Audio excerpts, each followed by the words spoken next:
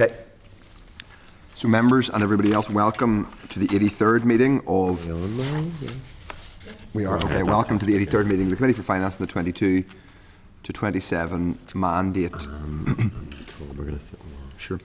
As always, the committee hearing will be broadcast throughout Parliament buildings and online. Usual rules apply, phone usage for both members and those in the public gallery. It's not permitted to take photos or record any of this meeting. Declaration of interest at the start. People are obliged to declare any relevant interest. Does anybody have an interest they wish to declare? No. Okay, members, agenda item 1. We have no apologies. We have no apologies, but we have several members who are due to be joining us via Zoom. Agenda item 2 is draft minutes of the meeting held on the 29th of April 2026. They are at page 5 of the meeting pack.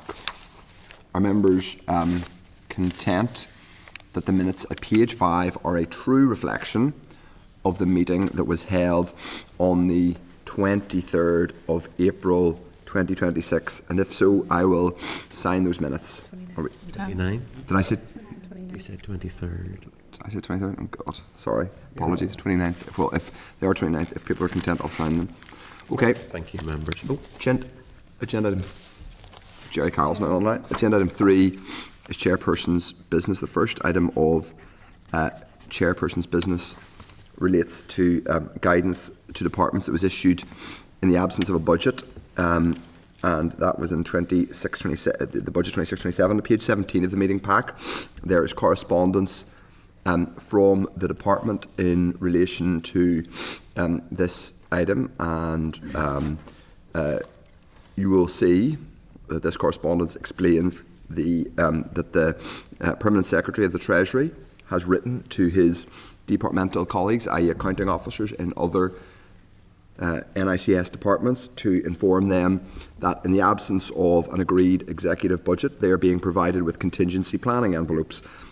This represents the funding each department could reasonably expect to be reflected in a budget position brought to the executive for consideration. This was circulated to members on receipt, and the clerk did ask the DALO for the actual DAO, i.e. the Dear Accounting Officer letter, and the values of the envelopes issued to departments. At the time of writing, no further detail has been sent to the departments. Thank you very much. Now, members, I think, first of all, just to clarify the position here, a Dear Accounting Officer letter has been sent out by the Permanent Secretary of the Department of Finance to all other departments saying there's no agreed executive budget yet. You can continue spending. They have the legal authorisation to spend based on the voting account at a certain point during the summer. That will effectively run out. But until then, they are being permitted to or told that they can continue planning on the basis of what they could reasonably expect. Now, I'm concerned about a couple of things. Number one, I'm concerned that we still don't have a draft multi-year budget or a draft budget at all. We are now more than a month into the new financial year. It's clearly an unacceptable position, notwithstanding political views on that and the widespread desire to secure a better financial settlement from the UK government. There's clearly going to be a huge, significant problem for public services if no budget is agreed. Further to that, I am not just concerned, I'm really frustrated on behalf of this committee that we have not seen the actual letter itself. The letter that I'm referring to is not the actual Dear Accounting Officer letter. And by the way, there have been, obviously we're talking about, was it 9 or 10 Dear Accounting Officer letters because they've gone to each department. This is this is effectively a summary of what's in that letter sent to us, or actually technically sent to the clerk from the departmental liaison officer. No harm to them, but we should be getting the original copies of the letter. We don't know the quantum of money that is being shared, as it were, accounting officers are being told to prepare for. I think this is a failure of the department to treat this committee with respect. I think it's quite serious. I think given that in relation to things like the Fiscal Council Bill, we have to some extent taken the department at its word on important bits of scrutiny. We can't simply take the department at its word if we're going to be treated like this when it comes to extraordinarily important bits of correspondence. It's also important to say we're not actually asking for something that is normally protected or kept from public view. This isn't the kind of thing where you would normally have to use the relevant section of the Northern Ireland Act to winkle it out. This is something that is usually published and on and shared publicly. The fact that not only has it not been published, it hasn't even been shared with the Committee for Finance is completely unacceptable. So I'm saying to the department that we expect to see that by the time of the next meeting, or it will be, I think, quite a grave issue. Steve Aiken. Sorry, first of all, Deputy Chair. Sorry, hold on, Steve. Apologies, Steve. Deputy Chair first. Right, no, thank you, Chair. No, and I agree with what you said, that this had to be chased out is completely unsatisfactory. I'm just on the Department of Finance website on the section where actually they publish the Dear Accounting Officer letters, and the last one being the 23rd of March 2026. So obviously completely support your point that we need to make clear that we should see this, we should understand what's going on, and whenever the returns come in, I would ask that would be made sight of what the returns from the different departments are as quickly as possible.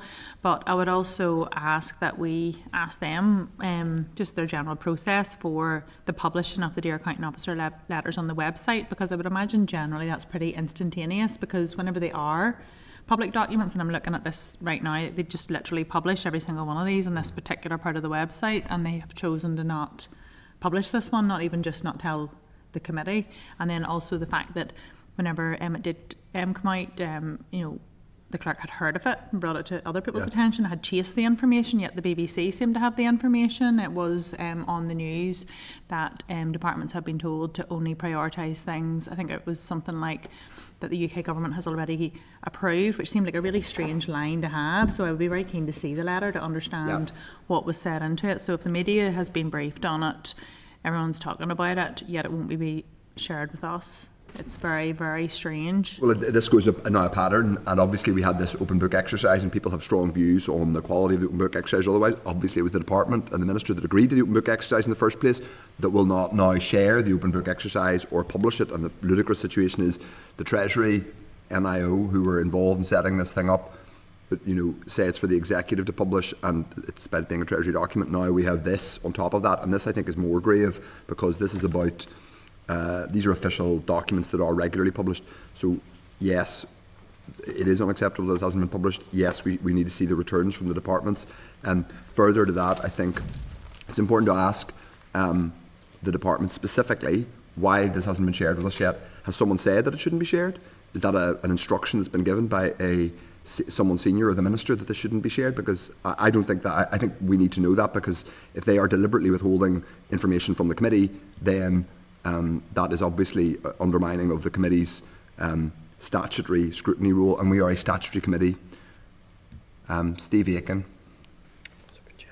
Yeah, thanks, Chair, and I fully agree with everything you've said and what the Deputy Chair have said very clearly. This is unacceptable. It seems to be that the media seem to be getting briefed more than what's happening in the Department of Finance than we are, and that is not acceptable as a statutory committee. And not only is it disrespectful, it says something about how both the civil service and the minister are beginning to think about scrutiny, which I think is even more worrying. On the issue of the letters themselves, the last time this happened, we had to fight to get the letters off them. And the reason we had to fight to get the letters off them, because written in the letters was indications that they should spend up to consider spending, if necessary, up to beyond the 45% level. And some of the language in it was quite sort of directed towards that.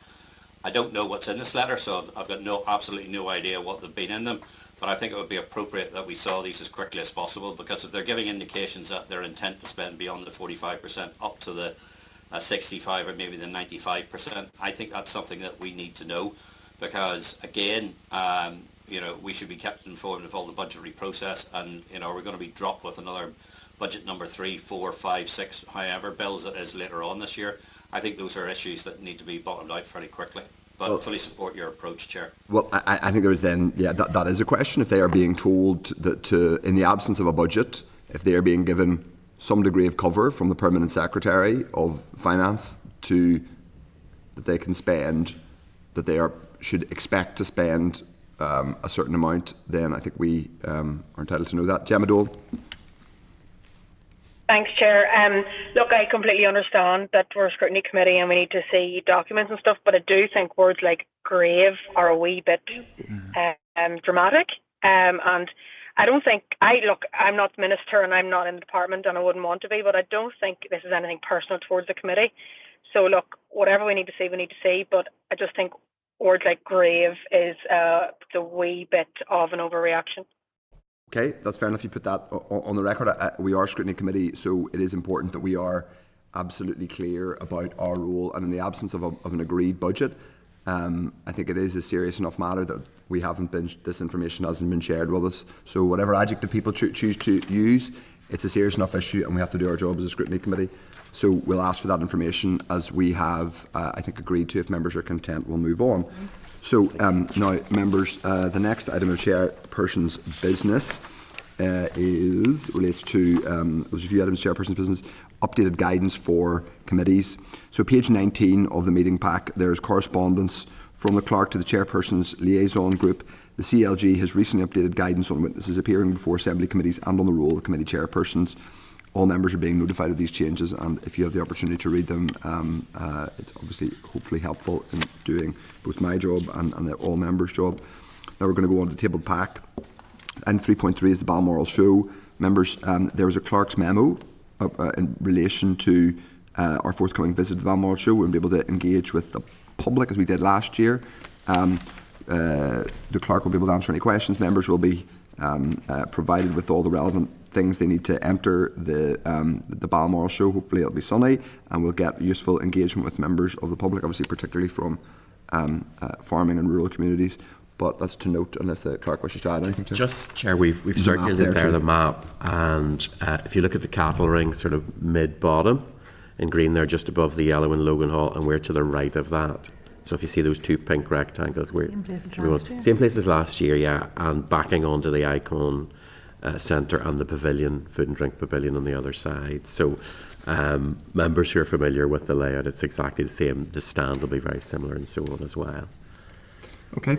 I have wristbands too, sorry, Chair, as well. I have the wristbands. Physically now, will we get them? I physically have them. No, I'll give them to you next week, just to minimise any potential for mislaying or okay. anything. 3.4 is Fiscal Council Bill consideration stage amendments. Now, I think that's somewhat academic because we did consideration stage yesterday, but they are there for the record. One additional bit of chairperson's business, members, I wanted to raise relates to a story which was published in the Belfast Telegraph at the weekend, where a senior civil servant is being paid a very large amount of money, and it isn't clear what role they are doing or whether they are currently in a role at all. It appears the Department of Finance is paying this person, but the head of the civil service it has some degree of concern about, or essentially seems to be very keen that more information about why this person is being paid is not released. I think we should, for the record, ask the department to clarify this. If there's any information they believe needs to be talked about in closed session, I'm happy with that. But I do think we need to understand exactly what the background is here and why this has happened. If members are content, bring a deputy chair. Yeah, thank you, Chair. I would support that, and just also it is the requirement on the financial reporting requirements that everyone with a salary over a particular value and in senior civil service is publishing the departmental annual report and accounts. So whenever we're asking for this, we could maybe ask which department accounts remuneration report that this is going to sit in this year, because if they've moved around different departments and ultimately for whatever reason if they've had to land with the DOF, that's going to come out of the DOF budget. But I think we could ask about it and ask which department's remuneration report we would expect to see that in the indeed, 25-26 accounts. Yeah. Yes, indeed. And it might even be worth, I don't know if we need to flag it to the head of the Civil Service Office that we want this information, and we would, in our work and scrutinising civil service matters, I think we should get it promptly rather than having to chase again. Or we just ask DOF. We can copy it to Hawks. DOF should be able to give us that information, obviously, because that's the things they control, but we can copy that to Hawks with an indication if that's the next port of call if we don't get what the committee wants from DOF. Okay, thank you. Now, agenda item 4 is matters arising. We're going to go through several matters arising. The first is relates to Jade's Law. That's at page 47 of the meeting pack. Members will recall the consideration of this matter during last week's meeting. The Justice Committee also wrote to the Department of Finance asking about potential legislative reform in respect of legal and safeguarding arrangements for children in cases of domestic abuse and homicide. Members will recall the Finance Minister's welcome update from last week's meeting. The Department has now written to the Justice Committee in a similar vein, setting out his intentions to progress this issue. This committee has already agreed to receive an oral briefing on policy development work at an opportune time to assist further scrutiny of this reform. Now, just add that we were obviously, I was interested. I think there's widespread interest in this policy, certainly developing potential options.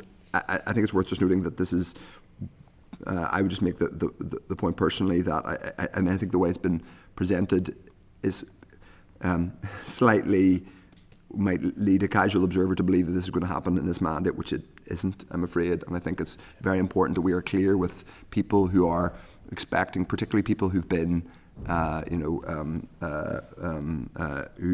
want to see a progress in this area, that we're clear that this is preparatory work for potential legislation after next year, rather than something that's going to happen in the immediate term.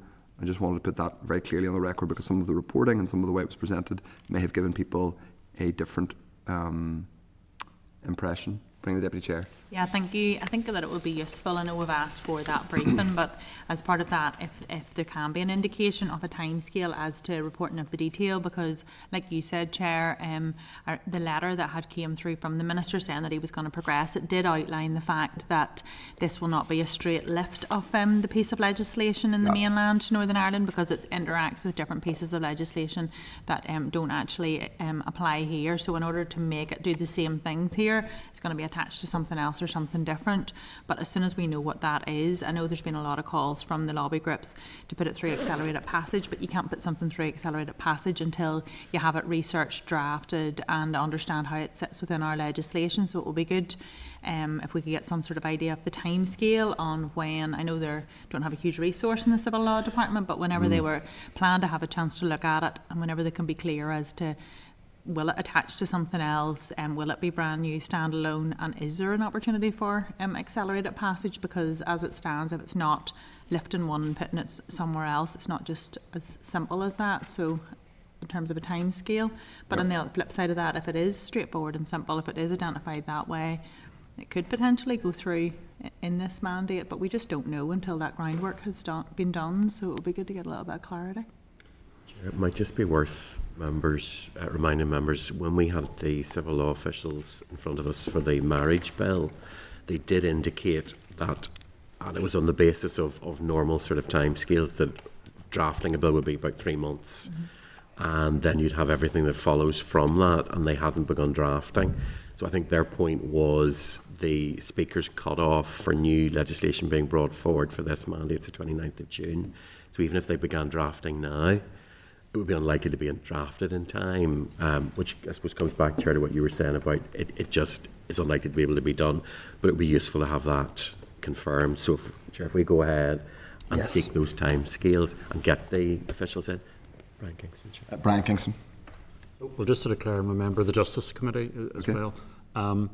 Just from my understanding then, it needs to go through finance, does it? It's because it relates to... It's civil law. So it's a civil law matter. So the civil law reform unit within DSO that sits within DOF will take it forward. So it's the same officials we've seen for marriage and civil partnership, and divorce. Previously they were the ones talking to us about the divorce as well. So it's a small unit, as the Deputy Chair says. There's only a couple of them there.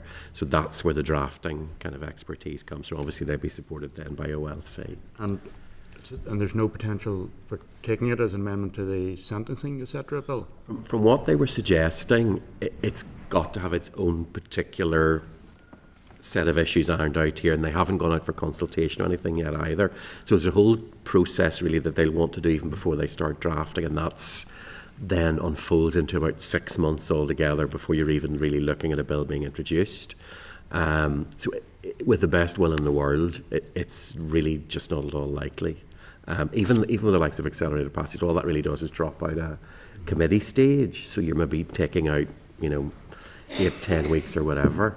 So even without that, it's just the time scales won't work out. But we'll seek clarification from the officials as to what they could do. Right. So we are seeking to. I mean, Yeah. I think there's going to be support across the board for this. So we are asking if they can advance it at least. The committee has already written to the Minister indicating how supportive they are for this legislation being brought forward. So the Minister's aware that if there's any way that it can possibly be done, the committee will be really supportive of it. I mean, I think it's important to say there will be things you'll want to scrutinise, and there will be certain circumstances that would like the people but broad support and kind of keenness to see proposals it's certainly been indicated. On the point about civil law, I mean, I think it does throw up again this challenge which we talk about repeatedly, which is the anomaly that all civil law sits within the Department of Finance, which goes everything from, this is, large parts of family law, but also divorce law, defamation law, sit within the Department of Finance with a very small team. Personally, I just don't think that's a sustainable position, but in any case. Okay, so we'll move on, members. Now, the next matter arising is a Dáil readout response, which we've already really talked about because it relates to a response we got re Jade's law. Now, the next section of extracts come from, or the next responses come from requests made from the 15th of April meeting. At page 52 of the meeting pack, there's a response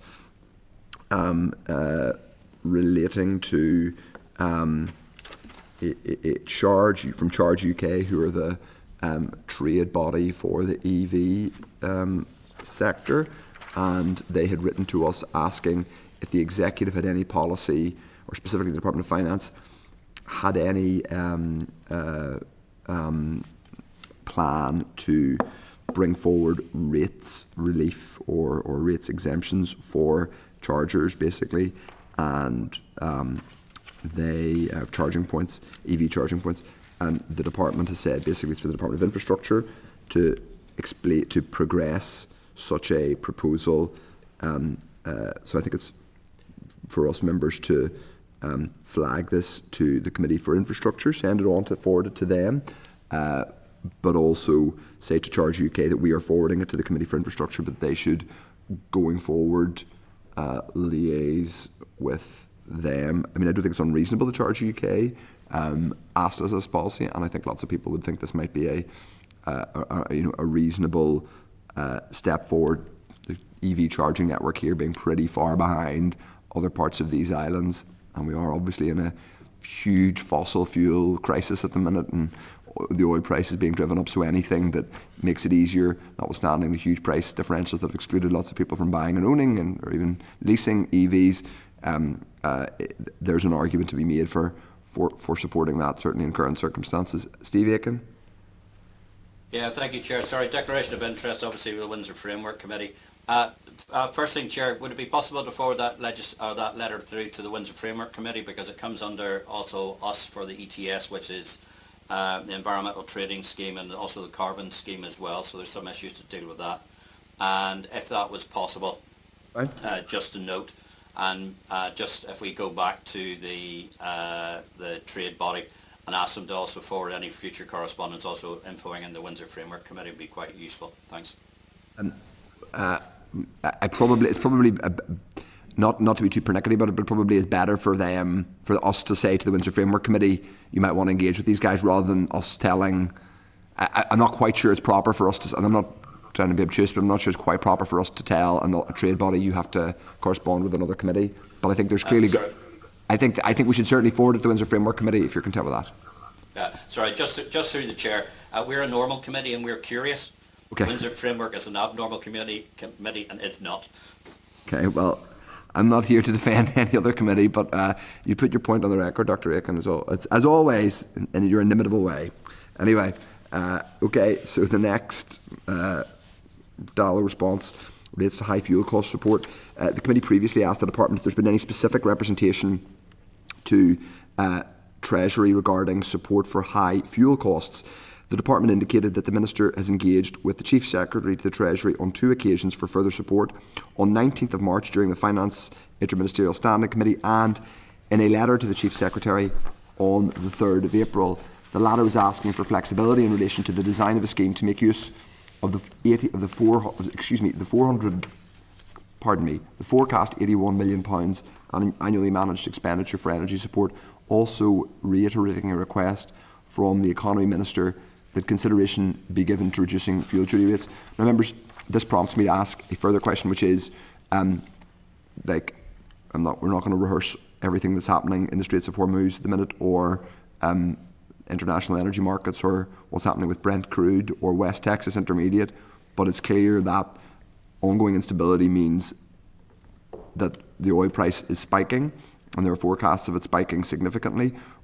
And even if there were a resolution to the crisis in Iran, which certainly does not look like a certainty by any stretch, energy prices are going to, there's going to be a spike in energy prices which could last far beyond this summer and into the winter. So I know I think the First Minister answered a question and said the Civil Contingencies Unit and various other preparatory work was going on. I think it would be helpful to ask the Department what plans they are making, presumably, hopefully in conjunction with other departments, including communities and economy, for either specific an additional support package adding to what the Communities Ministers has already announced, or a response more broadly from the executive, even if that is a request to the British government for more funding. I think it's better to know upfront what they're planning and whether there's going to be an ask made, because we're now in May, but obviously September, October and November will come around very quickly, and if the oil price is still high, and even if the oil price is a bit lower, but lots of the additional costs are baked into energy bills going forward, it would be helpful to know what planning they are doing now for the winter. And finance is key to that, so I'd like to ask them that question if members are content, so that we aren't in a situation where we have ministers kind of in a bit of a circular firing squad rather than explaining what the plan is. So if we're content, I'd like to ask them that now rather than wait until the autumn. Okay, so the next point, the next response from the department is on temporary promotions and agency staff. That's at page 13 of the table pack. The committee previously asked the department if it is able to report on data from HR Connect showing the number of temporary promotions and agency staff at each grade within the civil service. The department has confirmed that it does not hold a central record of vacancies being filled by temporary promotion or agency staff. It is also confirmed that while data is available on the number of temporary promotions by grade via HR Connect and agency workers by grade, the data cannot be directly correlated to vacancies. So, members, this may be something that we wish to certainly discuss and investigate further in our inquiry. If no member wishes to come in, I think it's to note from now on to add. Yes, Deputy Chair. Yeah, it just feels a bit ridiculous that you don't have this level of information with an organisation of this size and scale. Yeah, the agency workers don't necessarily relate to vacancies. Just all of that. I just think you've got a workforce of over 24,000. You've got hundreds of people working within HR. I've worked in many smaller organisations in my time, and you know exactly how many vacancies you have, temporary promotions and agencies, and how those things interface, because you're trying your best to manage it, have the best use of public money, use your staff and resource to the best of your capability. And I just think even whenever we asked, they could have made an effort to try to answer that whenever we did ask it. I just think it seems quite ridiculous that information couldn't be put together. Okay. I think your points will be noted and well made, and we'll obviously be returning to this both today and in the days to come. So, members, we're now going to go on to a Dalry response from a request we made. Sorry. Oh, apologies. Yes, we'll add, if members are agreed, we will add the previous response relating to temporary promotions to the NIC's inquiry evidence base. Okay, so page 14 of the table pack has a response in relation to drawdown of the vote on the voting account. The department has provided the committee with an extract from the cash management system showing the vote on account by department and the amount and the balance remaining on the voting account at the 15th of April, both in monetary and percentage terms. So it's actually quite interesting. I find it quite interesting because it sort of gives you an indication of, so some departments, I mean, as you would imagine, the profile of spending is not uniform. They're all they'll spend at different times. Economy seems to have drawn down the most. I'm not quite sure why that is, but I think what I would like, if members are content, is at a time when we are getting close, when we are, our first discussion today was about the Dear Accounting Officer letter. This is directly pertinent to that because it goes to the cash position, of each department, and how their spending is profiled in the absence of an agreed budget. I presume we will have an agreed. I don't think they're stopping us voting through a budget number 2 bill, but obviously, if there's no agreed, it won't be very strategic, and it will be extremely chaotic if there's no agreed budget for the new year. But I think if members are content, I would like to have this quite regularly, this update, because I find it really, really interesting, this table. So as regularly as possible, certainly at least once a fortnight. If other members are content that we would get an update in the absence of an agreed multi-year budget, as we approach this crunch, what could be a crunch point in the summer, I'd like to get regular updates on this. Yeah, Deputy Chair. Yeah, thank you. And I agree with getting the regular updates, but I think that we should ask, and I remember asking for this in previous years and it wasn't able to be produced, but if we're getting this update, I think that it should go hand in hand with a timeline of a cash flow forecast, because we can look at this and see how much they've drawn down and see that they're all different to each other's, but the important question is it as it was expected? Because I know that as it came up in previous years, for example, I think DERA, they always need a lot of cash in the summer to be able to pay out on something, so they nearly always have an advance from the consolidated fund, so that would be expected. So I think that whether there's a budget or not a budget, the departments should have a profile of how they are forecasting that they need cash, and that should go along the side of that as to, is that what's expected? Because if you're looking at that, you would think, is the Department for Economy running out of money, or is that just their normal spend as to when their grants go out? So I think we should ask for that, because it's kind of the same thing as, you know, the reprofile the way they did their monthly budget versus outturn for us. So I think that in order for this to be meaningful, we need to understand, is that what was expected, or are we panicking here in terms of each department? You know what I mean? Yeah, I think that's fair enough. I want to be reasonable about making the request to them, so I don't want to say, for example, if they, I don't know, you might know more about this than me, if their cash flow forecast is as granular as, I presume it's at least month by month, maybe even week by week, but whatever the most, like, if there's a way of them capturing it for us, which is not hugely onerous, i.e. they're not having to go and employ a person to go away, and then yes, an additional column would be helpful in that regard. But I think this is particularly important in the context of the absence of an agreed budget. Yep, go on ahead, Deputy Chair. Yeah, I think that unless things have quite dramatically changed from the time whenever I used to work on an audit of this, there is a requirement on the department to make a submission on a rolling basis to the consolidated fund, so that they know how much they can put on long-term money markets, overnight money markets. So that figure should be there and available, because under, you know, the Comptroller and Auditor General, the Green Book sign-off, that was how they would manage money. So I would expect that it would be there, but it's just to get an idea of which departments would be expecting to spend more at this time of year. I think it would just make it a wee bit more meaningful. Okay, so we'll do that. Now, the next item is... Yeah, we'll do that. We'll share this information if members are content with other statutory committees. Now, so you will see at item at page 15 there is table 1, which sets out the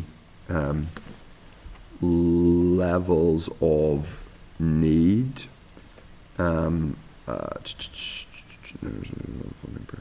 So that is the people we had asked to, I think, see the information on which the finance minister was basing his comparisons with Scotland and Wales, and so you will see that table there, and that's quite useful. I think it does give an indication of the point he is making, albeit I mean, I suppose the broad point is, one, this was only ever a calculation of relative need. It doesn't take into account whether you believe the UK government is spending enough money overall, and also we are still slightly above need, but clearly on the basis of the estimated Scottish level of need, albeit theirs is I think a much older calculation, they are significantly above us in terms of how far they are above their level of need calculation. Did you want to come in, Deputy Chair? Yeah, you just started to make the point I was going to make, that the citations for the figures, has there been any review of Wales or Scotland since 2010? Because this is 16 years later and you're still quoting the same levels of need for them. So I'm just conscious that everything else, the dates are on it, and whilst yes we compared the figures, has there been any further review, or is there any intention to have any further review of that? I just think it would be interesting. I mean, I think this is, according to what they've given us, no, they're 2010 calculations. They're from the Holtham Commission report in 2010, whereas ours are from the Fiscal Council document, and which is the one that the interim fiscal framework between the UK government and executive was agreed. Was based on. Okay, but yes, I think this is useful. So I'm not sure it's for the Department of Finance to tell us whether there's been an update on the calculations for Scotland and Wales. I don't know if it's one that the Clerk team could find out for us. Yeah, we can have a look. Could you ask easily find Treasury? that It's just you out, want yeah. to make sure that if you're making those If we ask Treasury, arguments, they might give us a very. yeah. They might not answer. They might give us a very I'm honest pretty view. sure it's out in the public domain. I think my understanding is that when we got our new calculation, that Scotland and Wales were onto that pretty fast and were wanting to open up discussions themselves. Yeah. So we can bring that back. We can find that one out. Brian Kingston. Yeah, I mean, what is the explanation for Scotland and Wales actually getting funded above their level of need then? Is it what you're saying, that because Northern Ireland got an uplift, they effectively want, because actually, according to these figures, we're almost all the same. It's 123, 124, 125. I think, Chair, so why are they getting the extra element above the element? Historically, they were getting funded at a much higher level, according to the calculations for relative need. I think, Chair, if members recall, when we had John McBurney in the last time, she talked about the arguments that the Executive is now making to Treasury around how Scotland and Wales are coming down to their level of need. So they have had time with greater funding to invest, to reform, whereas because Northern Ireland's coming up to meet its level of need, it simply hasn't had that surplus to be able to invest, to reform. Therefore, it bobs along the bottom, never really getting beyond that. And additionally, there's the issue of where ultimately the level of funding is set for the Executive. If they are coming up to meet a level, and that's seen as the level of funding, you will have automatically needed a further level of funding to fund reform to even sit at that level. So those were really the sort of arguments that were being reflected, that are being made to Treasury now in terms of trying to move on the fiscal framework. It's worth saying, rather than there will be we're having officials up. Obviously, we'll have officials up several times, and we'll have the Minister in June, but we'll also have the specific officials up on the 10th of June. Owen Tennyson? I was just going to say, Chair, I mean, I think it would be useful for the officials on the 10th of June to spend some detail on this, because one of the issues is the kind of incremental way that the Barnett formula works and the baselines, and then if populations are changing in different parts of the UK at different rates, that all affects our relative funding per head, and that's why I believe there needs to be a fundamental reform to the Barnett formula, but understandably on these numbers, Scotland and Wales would be very resistant to that. Okay, so we'll park that for now, members, and but we will be coming back to it at some point soon. Now, 4.8, but we will. We've already agreed that we're going to share the. Particularly, I think the level of need isn't as interesting to other departments or other committees, because that's really our bailiwick. But the profile of drawdown on the voting account we are going to share. So we're now going to go on to 4.8, which is correspondence that we've been copied into. So the committee previously considered Treasury correspondence, this particular Treasury correspondence on energy bill support, and agreed to forward it to the Minister of Finance with a view to the Minister copying it to his executive colleagues. The DALO has informed the clerk this has been done, and the committee was copied in to the email chain. Sorry? Seen it? Yeah, it was in last week's panel. Okay, so now we are moving on to our first evidence session. This is agenda item 5, which is the performance and culture of the NI Civil Service. We're going to have an oral briefing from the Centre for Public Administration at Ulster University. Members are agreed, I presume, that Hansard will report on this briefing. At page 57 of the meeting pack, there's a clerk's memo there on this oral briefing. Papers also provided include a presentation from the CPA itself. The presentation deals with 2 of the terms of reference in the inquiry. The NICS, thank you very much, I'm going to steal that hard copy, these are helpful. The NICS people strategy, alignment to the PFG, and secondly, the current fitness of the NI Civil Service based on audit office reports and any change or transformation that might be necessary. Members are content we'll add the CPA paper to our body of evidence for the inquiry. There's also follow-up emails from the audit office which clarify some of the points we asked on last week that will be useful. And also we have additional, an ESRI report which came up last week, which is a historic, not like years and years ago, but in the last few years, which is there, page 190. So we have in front of us Professor Paul Carmichael, who's Director of the Centre for Public Administration, and Professor Colin Knox, who is Emeritus Professor and still involved with the Centre. You're both very welcome.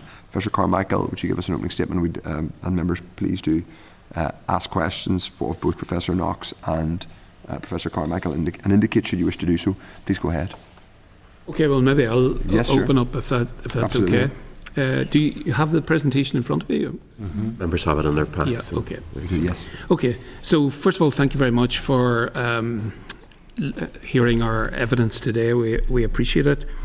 I suppose the kind of central point that we want to get across is that we feel that the Northern Ireland civil servant is not sufficiently accountable to elected representatives and indeed ultimately the people of Northern Ireland.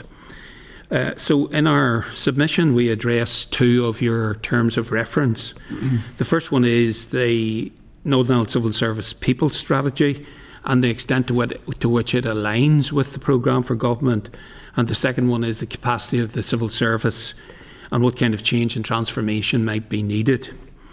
So I suppose our key point that we want to get across today is that the civil service really has no reliable way of knowing how it's delivering the programme for government priorities. And given that that's central to elected representatives' agenda, it seems to us strange that the civil service are unable to do that. And we illustrate that by 3 examples in the submission that we made. First of all, it's the programme for government itself. Secondly, it's looking at arm's length bodies. And thirdly, the public sector reform agenda, which is a component in the programme for government itself. So if you actually look at the people strategy, the Northern Ireland Civil Service people strategy, ultimately that really is about delivering the programme for government, the 9 priorities in the programme for government. And the recent Audit Office report on the Northern Ireland Civil Service workforce shows the significant limitations to the civil service in delivering that programme. you'd see the stats in front of you: 5,486 vacancies, the number of sickness days, etc. That was a kind of a damning report about the ability and capacity of the civil service to deliver the programme for government. Looking at this in a little bit more detail, if you look at the programme for government, civil servants will tell you that the wellbeing framework is there to measure progress on the programme for government. In fact, our argument is that the programme for government and the wellbeing framework do not actually align. So the programme for government provides you with like short to medium term activities. In other words, it records inputs and activities. Whereas the wellbeing agenda is actually looking at long-term outcomes. And if you juxtapose these two, the programme for government, the wellbeing outcome, there's no real synergy between the two of these. So to suggest that the achievements of the programme for government can be captured by the wellbeing framework, for us it just does not tally. And we illustrate in the PowerPoint presentation 3 examples of that. So we pull out health, waiting times, housing and safer communities. If you look at each of those individual public policy areas, in health it talks about the programme for government. This is investing 291 million, 250,000 additional treatments. But if you actually look at the wellbeing framework, there's a total disconnect, because it says that healthy life expectancy is actually worsening and preventable deaths are worsening. So there's no bridge between the programme for government on health and the wellbeing agenda, what it's trying to measure. The same is true of housing. So the programme for government promises 5,800 plus social houses to be started and 847 shared ownership homes. The wellbeing framework actually shows that homelessness is worsening and housing stress is worsening. The same for safer communities. The programme for government provides us with baseline figures around paramilitarism and domestic abuse. The wellbeing framework doesn't actually track any of that. So our key finding in this regard is it's not really possible to use the wellbeing framework to assess the programme for the extent to which the programme for government priorities are actually being achieved. So if you as elected members were to ask civil servants, how are we doing on the programme for government? I don't think they could actually tell you, because the architecture, the performance architecture in place to capture that just does not exist, in our opinion. The second element of our argument here looks at arm's length bodies. Now, sometimes these are an overlooked element of the whole public administration structures. In fact, and again, the Northern Ireland audit report was very instructive in this sense. If you look at public sector spending in Northern Ireland, £18.5 billion, about 77% of that goes through arm's length bodies. And it's those arm's length bodies who are providing the services that most impact on our citizens. So the key ones are health, education, policing, social housing. These are the big bodies which are actually spent in public money. And the key thing about all of that is that, again, we argue that the civil servants really do not have a well-defined mechanism for holding those bodies to account. And in turn, politicians, elected politicians, do not have the opportunity to hold our civil servants to account for things that are happening in those arm's length bodies. So when you think that 77% of our public spending goes through these arm's length bodies, and there's no clear accountability mechanism for this, I think it's a fairly damning indictment of our public administration system. So the Audit Office report found that they don't actually have a definitive list of arm's length bodies. There's no formal definition of what an arm's length body actually is. 27% of partnership agreements between departments and ALB arm's length bodies remain unsigned, and they highlight a huge gap between the fact that the Department of Education and the Education Authority has no formal signed agreement in terms of what the EA does for the department. the Department for Finance doesn't actually monitor compliance with arm's length agreements. And the accountability chain between service users of these key public sector services, I mean, arm's length bodies, to all intentional purposes in Northern Ireland, are the main public sector providers. When you look at the accountability chain of a service user, somebody using the health service, the education service, the housing executive, and so on, you have a service user who should be able to call to account somebody in an ALB board. The ALB board is responsible to an accounting officer in the ALB. He or she is accountable to a permanent secretary, who is accountable to a minister, who is accountable to an assembly committee. Now, when you consider that long and convoluted chain of accountability, it demonstrates to us the weaknesses in terms of your role as trying to scrutinise these bodies and call them to account for this high level of public spending. The third and final one that I... Just ask on that, Professor Knox, sure. Just to interrupt you there. What would you say to the point that, obviously many of these arm's length bodies, large public sector entities, have scrutiny boards, many of which include public representatives or nominees of public representatives, the Education Authority, for example. Do you think would you say they're just not really, either they're not fit for that purpose or they're not doing it properly? I wouldn't want to say that they're not fit for purpose and they're not doing their job properly, but the ultimate scrutiny of these bodies lies with bodies like this, like elected members, committees, the Assembly. And because that, as I say, that accountability chain is so long, the potential for breaks in that chain where people just simply don't feel accountable to anybody for this massive amount of public sector is really acute and kind of worrisome that this is the level of money that we're spending and we don't actually have clear lines of accountability. So I think if you were actually to ask a permanent secretary, for instance, about an ALB, he or she might have problems just with a sight line into where the accountability lies for particular issues in an arm's length body. Okay. So just let me quickly finish on this one and leave lots of time for questions. The third thing that we look at is the reform and transformation of public services element of the programme for government. Now, again, if you look at the minutiae of that, a lot of it is about structural transformation.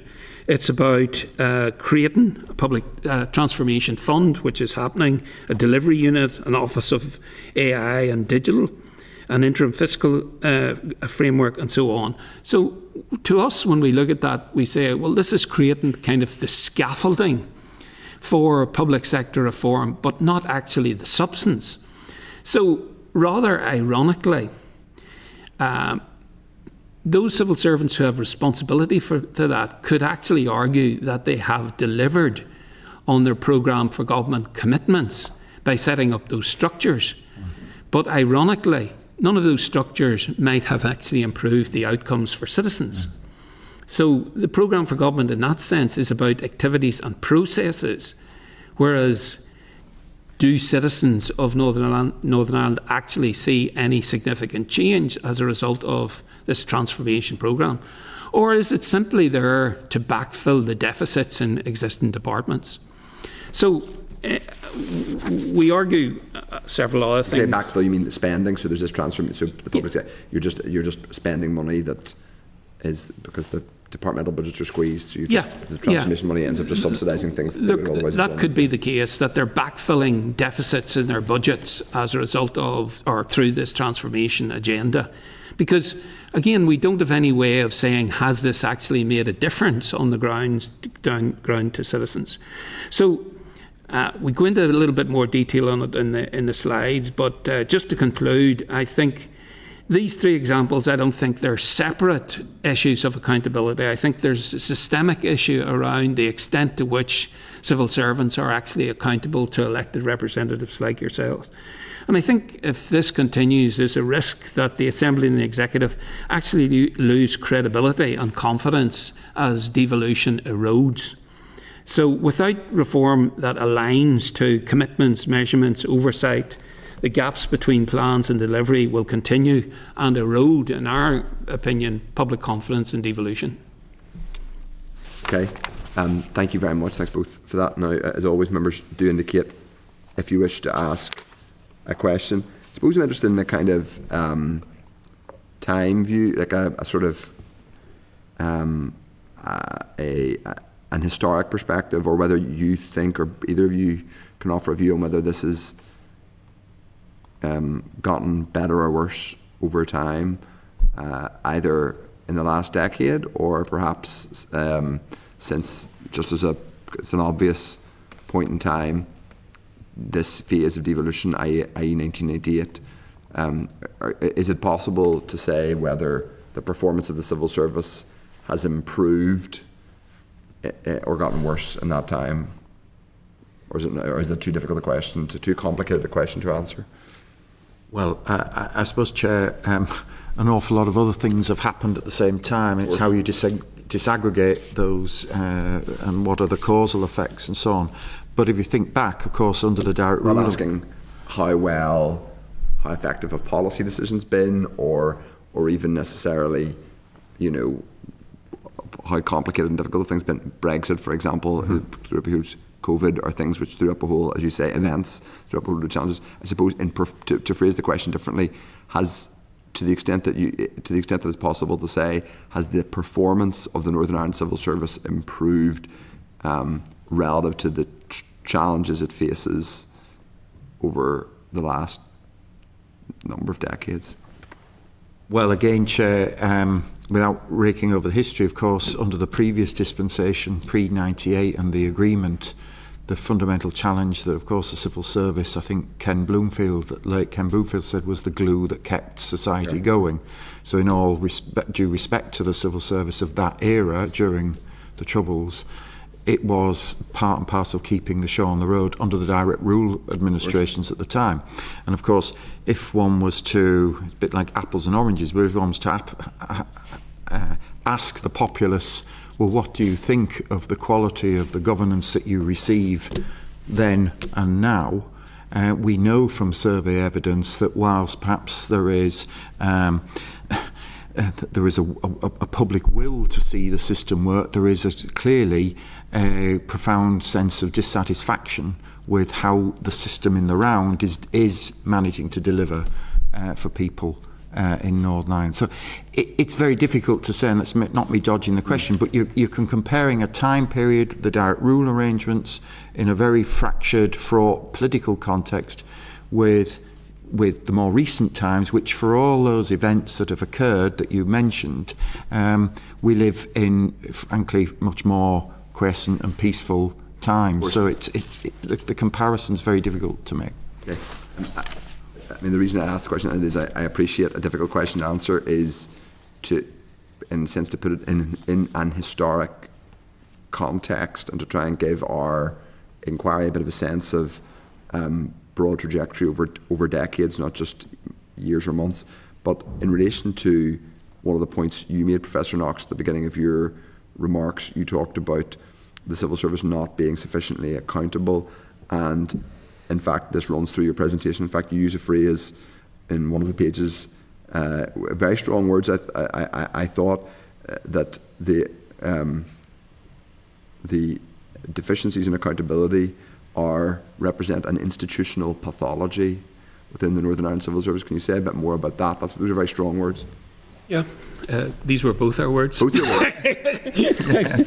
Just sharing responsibility / blame. That's very simple. Yeah, I think, and it goes maybe a little bit to your first question. I think we still suffer, in inverted commas, from a legacy of direct rule. Yep. So, for example, if you look at those arm's length bodies, that whole architecture of our public sector is a legacy of direct rule arrangements.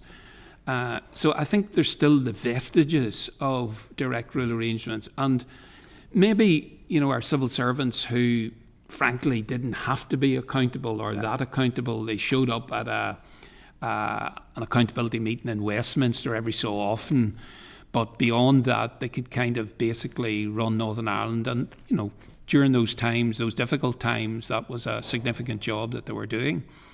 But so I think that part of that terminology is really about saying that those things haven't really moved on that much.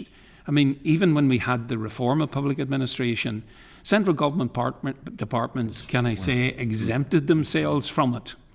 So what they were doing was that they were looking at the lower tiers of our public administration, local councils, for example, not in any way criticising the role that local councils have, but I mean, they were focusing on tiny areas of the public sector, some might say to protect their own departments. So has it moved on? Is there a pathology of lack of accountability? We argue that there is. The reasons for that might well be located in direct rule, but also just, I think, a historic institutionalism where they got used to these systems and these systems persist without anybody asking hard questions about them. And would you say one of the phrases, which is now almost a cliche, is siloed working, that's used about the Northern Ireland Civil Service, and the structure of our the way we do devolved government, or the way power sharing has evolved here, tends to mean people would say that individual departments are fiefdoms unto themselves. Perhaps that's reflected in the way political parties, including probably my own at different points, and probably every party represented here, would refer to my minister or our minister, and and that's maybe borne out in some of the behaviours in the civil service where they are perhaps aren't deemed to be accountable for the delivery of a programme for government writ large, but rather for delivery or, performance, as it were, within their own fiefdom, within their own bailiwick. But there's not really enough of an incentive for them to, work collaboratively. Is that one of the challenges that you identified? Well, I suppose, Chair, it's in a sense, it's inevitable that kind of fiefdom model to which you've referred, perhaps not by desire, but it develops by default in the context in which, with the greatest respect to the elected members, if in the executive everyone has that possessive, it's my department and devil take the hindmost attitude, that is inevitably going to colour the behavioural patterns of senior officials and those down within the system. But we have noticed, and through our work through where the university is also involved in our teaching with senior and middle ranking civil servants, it's a familiar refrain that comes back to us when they speak in candour, in Chatham House terms. They say that quite often they will want to reach out to other departments, but they're drawn back into play safe, risk averse, don't upset the apple cart, and I must serve my minister rather than our government. And that is what undermines. Yeah, and can I just add to that, there's difficulty for civil servants in lines of accountability. So to just rephrase your comment, Chair, slightly, they see their lines of accountability as vertical. Yes. So it's from me to the minister. Many of these wicked problems, can I say, that are cross-departmental require horizontal accountability. Yeah. And their primary focus is on the vertical rather than the horizontal. And I think, it's incumbent on them to be able to work across those while at the same time respecting their ministerial portfolios. Because not all of our public sector problems neatly fit ministerial lines of accountability, and much more of that could be done and should be done. Okay, I'm going to bring another members now. Deputy Chair. Thank you very much, the both of you, for coming. I just want to pick up on, Paul, you made the comment very much civil service operating just to keep the show on the road, and I just think, just to pick up on that, I feel like that very much is the culture, and this is kind of what we're facing the challenge of now. So we've seen things being done as they've always been done. You talked about the structure of the ALBs, the vertical reporting. It is just that embedded culture, and it's very hard to see how how we change it and try to inspire some sort of transformative actions and thinking. I think the people strategy was a good opportunity to do that, as you say, but I think you set it out really well on that table as to the wellbeing framework alongside the programme for government, because there really was a good opportunity for a lot of cross-departmental work and objectives coming through. And I used to sit in the Public Accounts Committee, and it was very much a frustration whenever you're asking the questions, and so many times it came back that was the responsibility of the arm's length body. It wasn't my department. It went to the next board, which is just the permanent secretaries, sitting around looking at each other's major capital projects. And have you got any, thoughts on what the way forward would be? Like, what can we do here to try to make meaningful recommendations that can be embedded right the way through? Because, as you say, everyone's getting on with the job, getting on with doing what they've always done. We almost need to just completely step out of it here and do something quite transformative. And just, have you seen it done anywhere else when you've been doing this piece of work? Have you got any examples of anyone that's really transformed? Well, I mean, I think the fundamental thing for me certainly is the programme for government. I mean, that essentially is the political wishes of the elected members. Now, if you're unable to say, as elected representatives, at the end of this mandate in 1 year's time, how have we done against this programme for government, there's something fundamentally wrong with that. So I think the issue here is a performance measurement one, and holding the civil servants to account for that. So if you've got a programme for government that's all about activities, civil servants can come in and say, yeah, we've done all these activities, we tick, tick, tick. But has it made any difference? I think there needs to be a far clearer link between those activities and have they made any difference to the citizens of Northern Ireland? Are we a healthier population? Are we a safer population? And it serves officials well, because they're responsible for delivering it. Why set yourself difficult targets if you're the ones that have to account for them? So this isn't meant to be a blanket criticism of many hard-working civil servants, but I just think the structural architecture here does not allow you as elected representatives to hold them sufficiently to account for the delivery of the programme for government. Civil servants are there mandated to provide you with the things that you say you want for the electorate. That line of accountability just isn't there at the moment.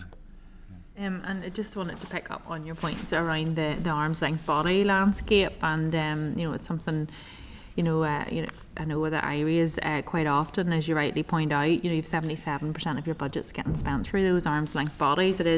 It's so significant, and I think quite often people get fixated on that centralisation of the civil service, whereas actually a lot of this is going on in the arm's length bodies.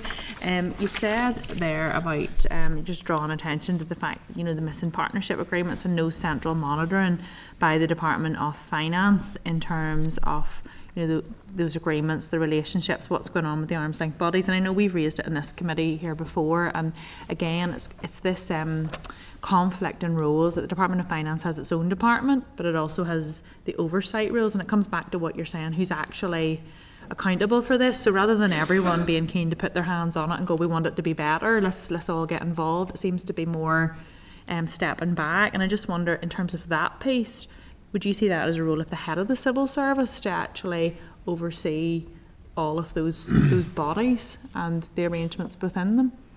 Well, certainly I think in terms of how the Permanent Secretaries Group and the role of the head of civil service work in Northern Ireland vis-a-vis other structures is again a product of our overarching constitutional architecture, but it is clearly suboptimal.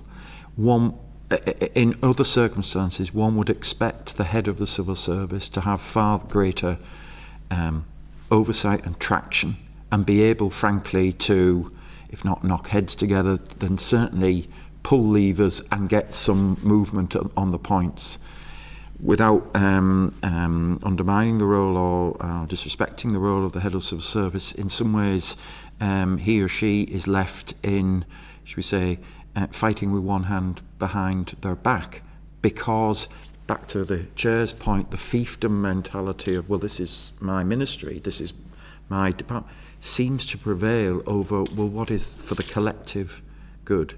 And that gives rise to the kind of problems that we outlined in the paper.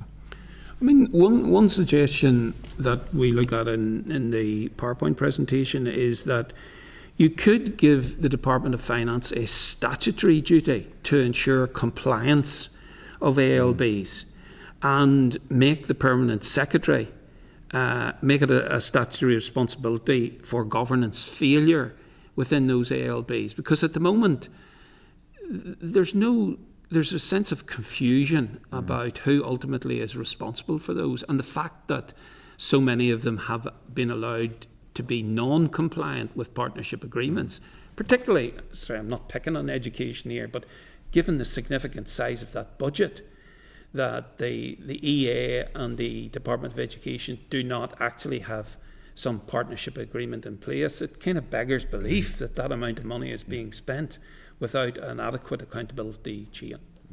I think it is quite often that, and as we'll get into the inquiry, I'm sure we'll get this a lot more, it is that duplication of role of the Department of Finance in terms of, if you're a UK government, you would have the Treasury function, and then you would have your departmental function, and we see it all the time with the officials, we see it with the status even of the Fiscal Council, all of these things as they emerge, but very much so with the shared service, things like HR, where the individual departments are very much reflecting back to us as elected reps when we ask questions around things like vacancies and sick leave. They're saying that's managed by the Department of Finance and their shared services function, but then you're asking the Department of Finance and they say individual departments are monitoring that, and that's incredibly, exactly as you say, Colin, it's incredibly frustrating as an elected representative that's trying to, speak to the public, speak to how you're talking about the transparency, the value for money, yet you can't actually get those answers. So I think that there definitely is a big piece here where we need to draw that out, and I don't think it's the fault of the Department of Finance. I just think it is that legacy way it has rolled forward, and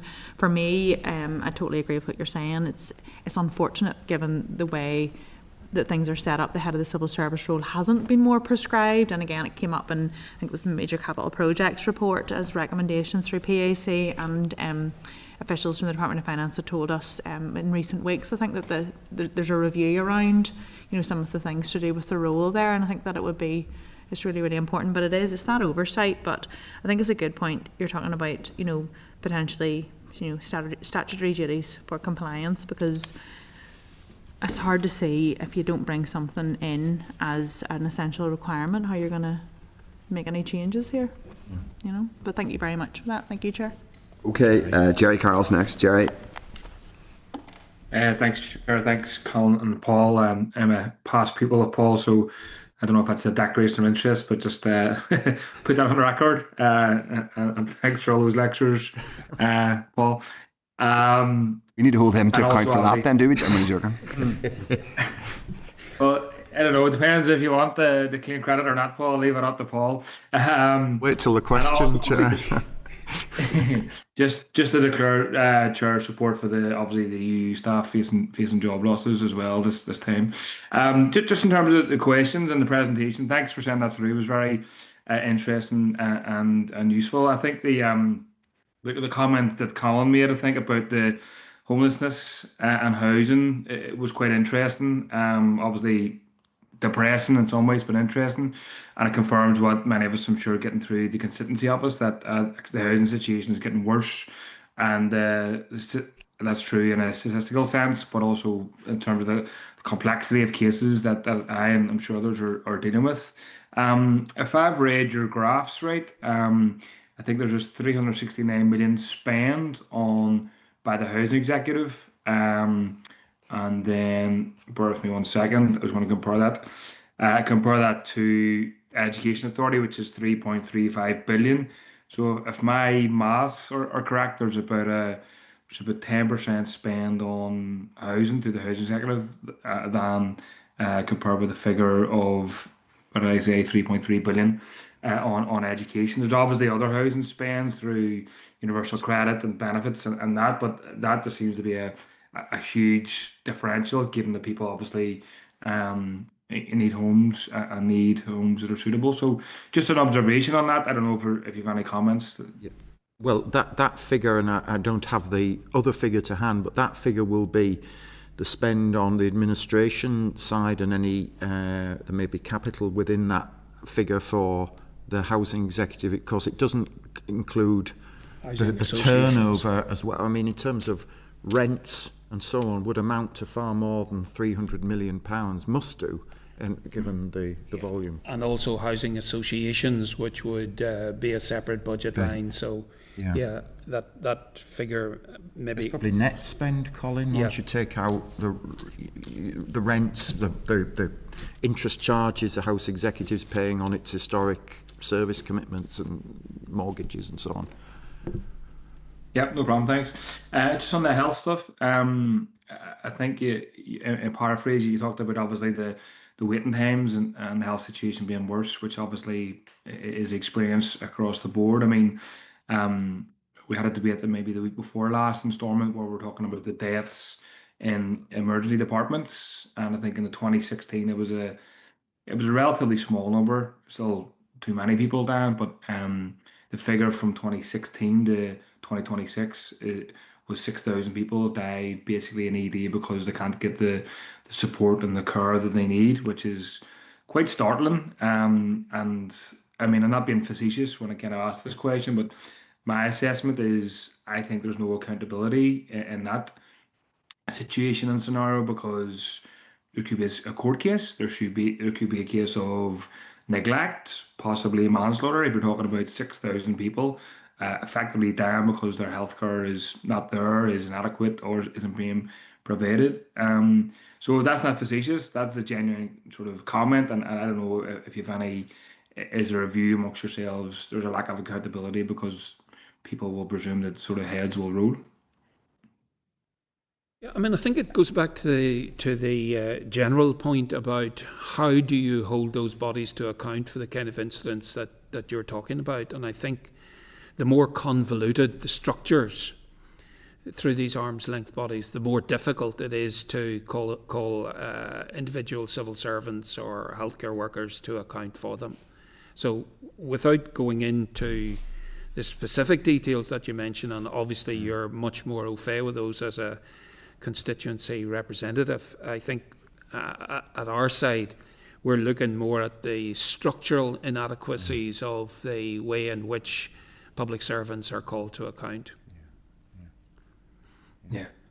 I mean, I think your point about sort of a level of bureaucracy, and it was kind of my next question.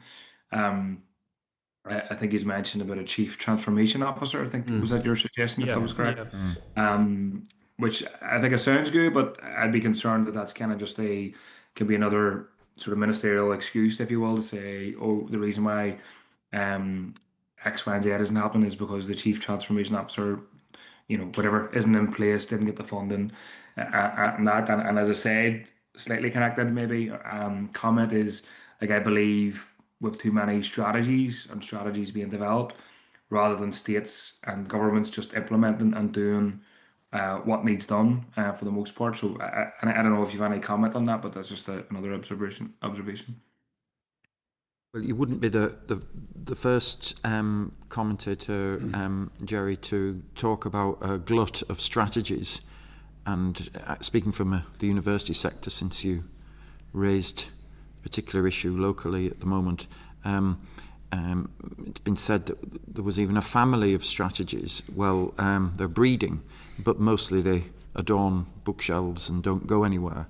And again, speaking with students who come from the civil service onto our programmes, they say regularly that, yes, bookshelves grown with strategies that are produced, duly noted, and then gather dust. And occasionally they'll be brought off to help inform a revived strategy in the future. So more action, less strategising might be a fruitful way forward.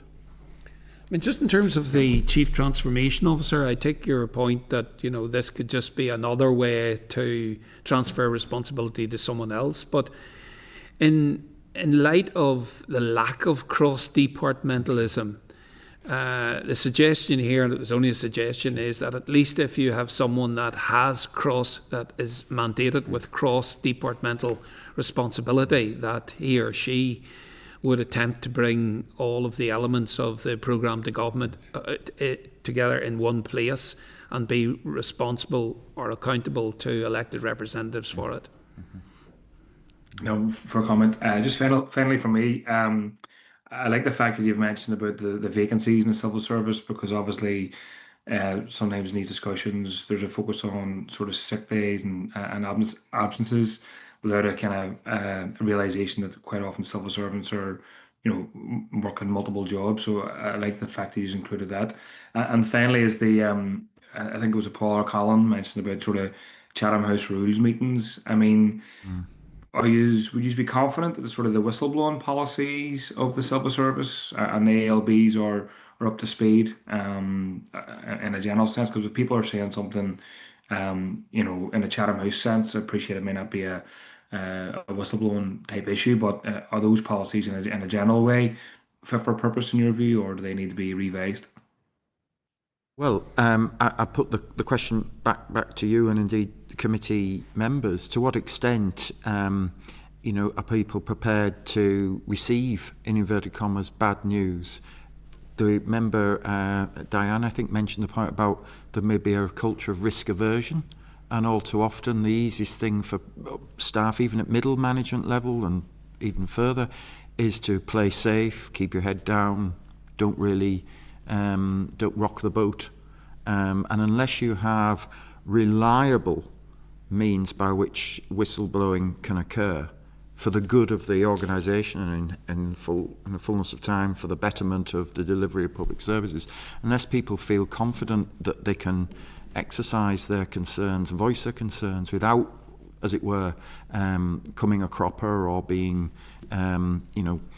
spot ball for retribution, then you're not going to get that degree of whistleblowing in public. Yeah. That's great. Thanks very much. Emma Dolan. Thank you, Chair, and thank you both for coming in. Just obviously when we're talking about the civil service and reform of the civil service, I think it's key to say that reform isn't about cutting jobs. It's about improving the civil service and improving productivity. So I want to put that on record. Most of my questions have been answered apart from one. So just capital project work has come up time and time again across the reports in terms of department overspend. So would you agree that maybe the introduction of a multi-year budget would help ease the pressure on our departments and help with the overspends? Okay, so we don't want to thread into the political realm here since we're boring academics, but I think a multi-year budget would make good sense. How you get there, what political support it has, is outside the realms of our responsibility. But in theory, I think multi-year budget provides that kind of certainty of spending, particularly on capital projects that would allow them to run much more smoothly. Just to add to that, if I may, Chair, I mean, in an ideal or a more ideal world, of course, those very multi-year budgets would be coterminous with the mandate and with the PFG, and indeed in turn then the well-being agenda, so that there was a degree of coherence in what was going on, because assuming there's no premature suspension or dissolution of the Assembly, you'd have a 4-year planning horizon, and that would give a greater degree of clarity and confidence within which then decisions could be taken both at departmental level and in the ALBs to which Colin referred earlier. Yeah, and that does sound like ideal world stuff, unfortunately, but that's my questions. So thank you very much, Chair. That's me done. Brian Kingston. Okay, thank you, Chair, and look, thank you for your report. It's very interesting, very challenging, and you have clear recommendations. Reading through it, I do wonder if you're being overly critical in aspects. So I'd be interested to reply to that challenge. I mean, you talk about the transformation efforts, reform, that there's no evidence of it benefiting anyone. Obviously, some of them were only brought in recently. I think, to be honest, there will be benefits, multidisciplinary teams in the GP practices and some of the changes through justice. So do you feel, anyway, I'd be interested in your response to that, whether you feel Are you judging them too early, or do you feel genuinely is it a lack of measuring, in particular on the transformation and reform initiatives? Well, just on that point and taking Jerry Carroll's question about whistleblowing, let me just say that a permanent secretary said to me, and again I'm drawing in my students here on our programme, doing a great sales pitch hopefully on it, but that yes, he had concern about, I won't say who, but he had concern about the transformation agenda, that it was, to put words in Cohen's mouth there, a case of plugging gaps in budgets rather than really taking issues by the root and having serious transformation brought about in the various areas where it's required. The other remark, Brian, I would make is that elsewhere in published work, Colin and I have made the case, and if you Google it, I'm happy to share it with you. We have made the case that we're not coming here just to say it's all wrong and if only you would do it our way. On the contrary, we've made clear our belief that there is evidence of positive public administration in Northern Ireland, and that's produced in academic literature now there for everyone to see. So we've pinned our colours to the mast that in coming as critical friends, we're simply trying to say that what exists at the moment clearly is suboptimal and needs to be rethought, and whether that's through a more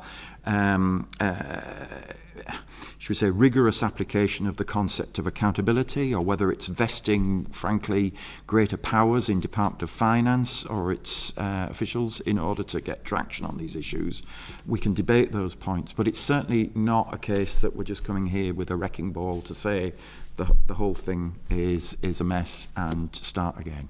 And can I just pick up on your point, Brian, about maybe being overly critical in terms of what that reform agenda will achieve?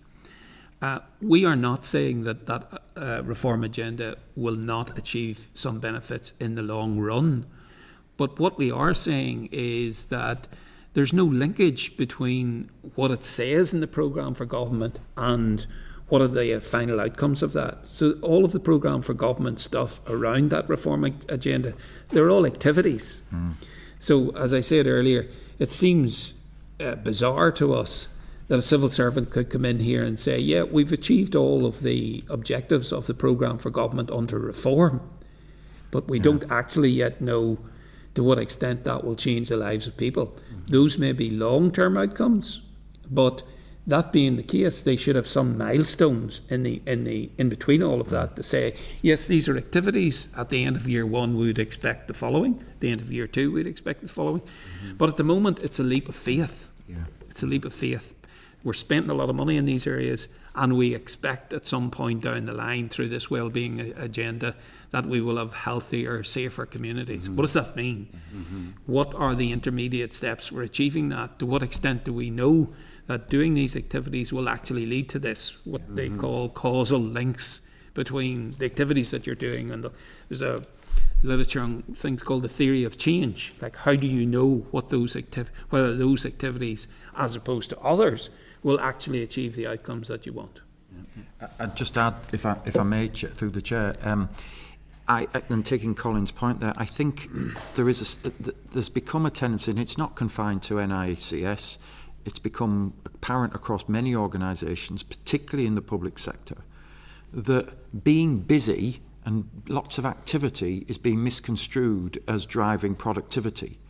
And again, I'll hold our hands up. Universities are full of people who will run around saying they're very busy and doing lots of activities, but the measure of success surely must be in terms of tangible improvements on the ground, not, how much frenetic activity is going on in the place, because that isn't actually driving the quality agenda that everyone apparently wants to see.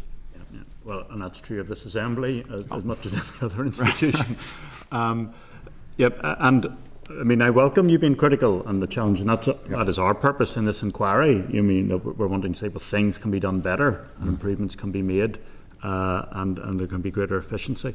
And to go back to what you're saying though about, I feel you are also pointing to the wellbeing framework, and the point of it is that we don't just count success in the number of buildings, the amount of money spent, the amount of tangible objects, qualifications, that we actually ask the questions: are people better off?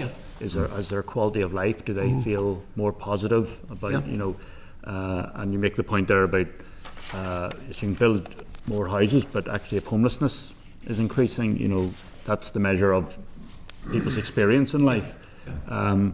So you do, well, I don't want to put words in your mouth, but do you see, well, in the programme for government it was meant to link to the wellbeing framework and say, well, these are the relevant indicators.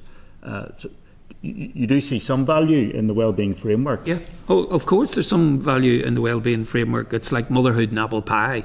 It's saying, that we should... You're asking people's opinion about... Yeah. But the fact that there's no alignment between these two means that you can actually say we fulfilled these programme for government commitments, but nobody is any better off. That seems to me to be... Well, that's what it's meant to try and... It is meant to ask that question. It's meant to ask that question, but the indicators are misaligned. Okay. And that's where I think you as elected representatives would find it difficult to actually find out from civil servants. So is the programme for government achieved anything? Are people better off as a consequence? Well, before I run out of time, I'd like to ask about, I'm very interested in what you've said about arm's length bodies, and you're saying, your point that it's almost a legacy of direct rule and the Troubles, where local government was taken away. So would you say that Northern Ireland has more arm's length bodies than other jurisdictions? Has there been an over-reliance? Obviously there are arm's length bodies exist elsewhere. Is there an argument that we have too many? And that is there an argument for bringing some services back in-house within departments? Yeah, I mean, I think as you have alluded to, I think that structure is a consequence of local government not being having the same significant powers as it has elsewhere in the UK, and a lot of those went into arm's length bodies. What was disappointing for us, and we were part of the whole reform of public admin, that whole initiative, was that there wasn't a much greater concentration on the likes of those bodies. The reform of public admin tinkered at the margins with local government, the body with the least amount of public spending. So, sorry, that's not to belittle at all what local government do, in case you think I'm being overcritical for local government as well.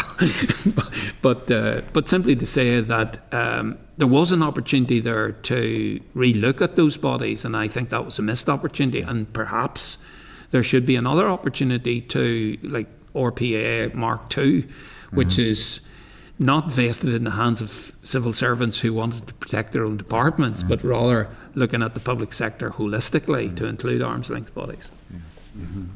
Again, just to add, as you right point out, Brian, I mean, long before the language of quangos was used in GB, of course, it was for different reasons became the norm in Northern Ireland, as Colin said. The post-McCrory reforms, direct rule had been introduced, and in the meantime what would have been vested at Stormont ended up being vested with an assortment of appointed boards, the old education library boards, health, social care and so on.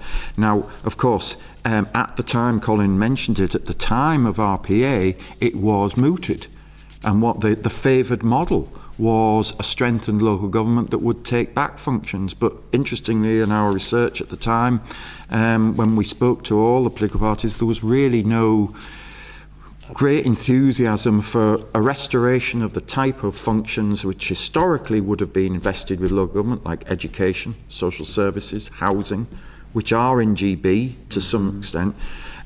You mentioned health. Of course, over the water, health is largely under different quangos, and it's not surprising that some of the issues with which the Assembly and Executive wrestle here are visited upon the three jurisdictions across the water.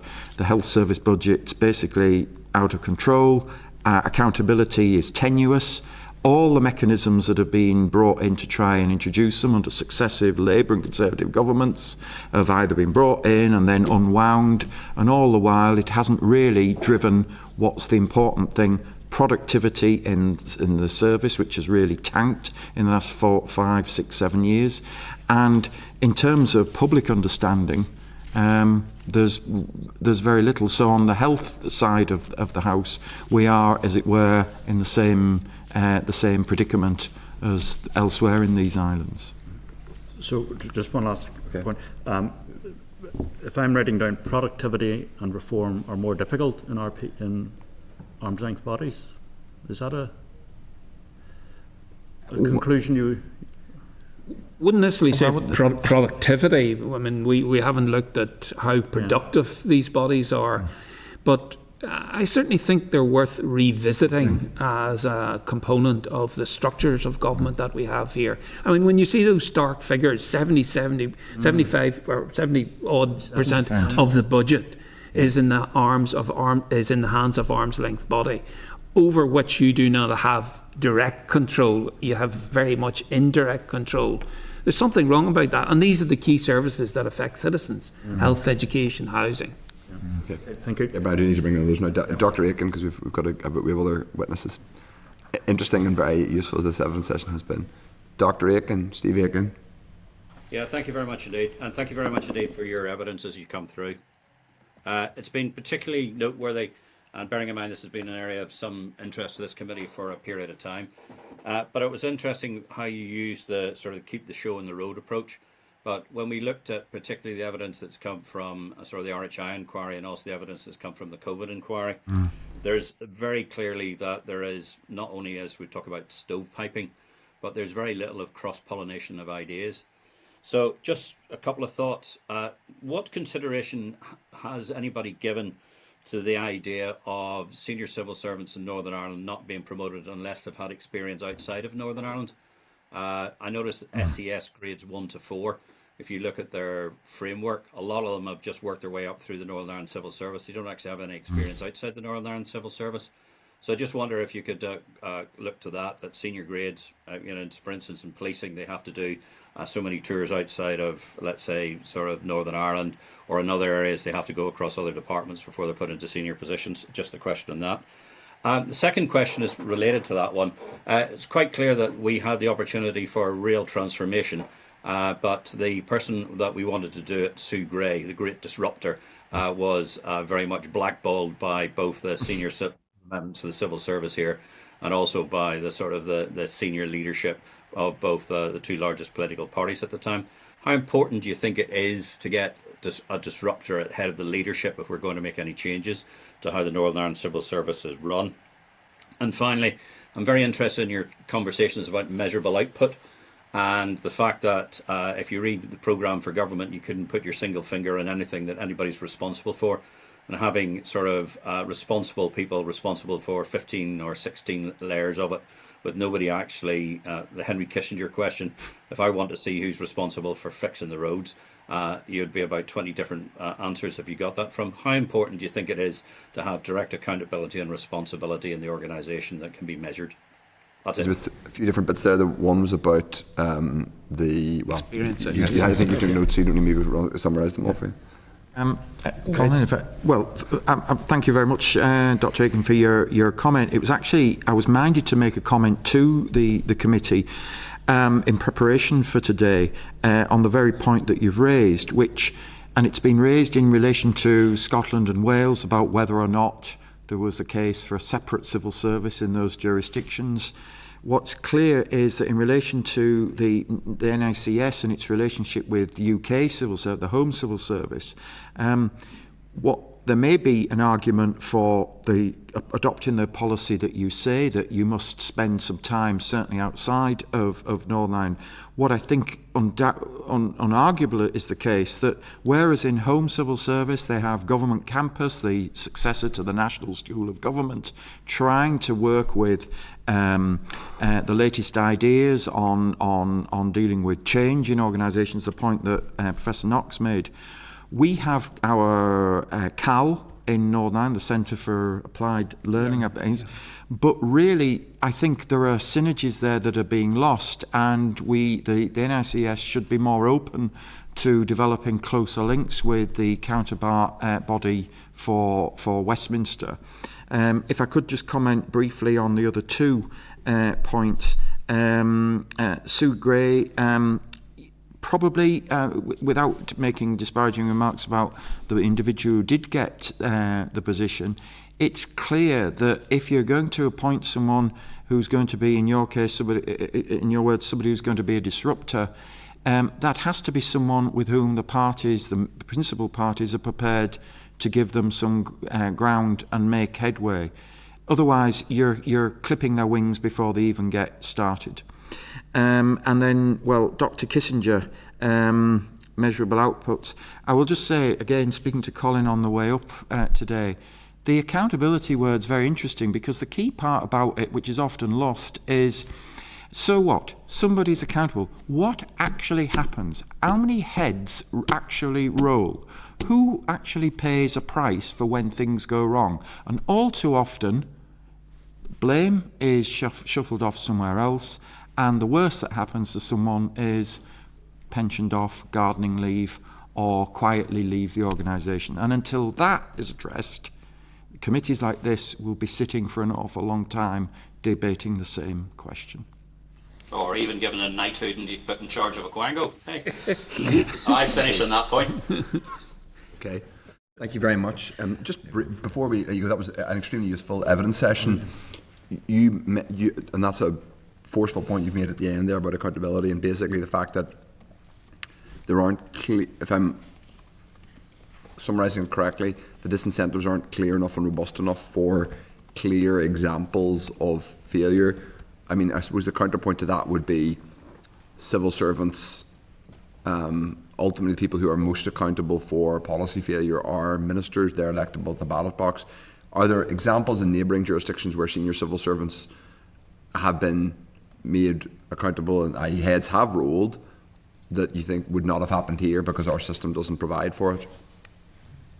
Well, none immediately spring to mind, save to say that unfortunately the other end of the spectrum, as we've seen in recent times over the water in London, the heads of roll perhaps unfairly. They've been the scapegoats for problems that are frankly a creation of elsewhere.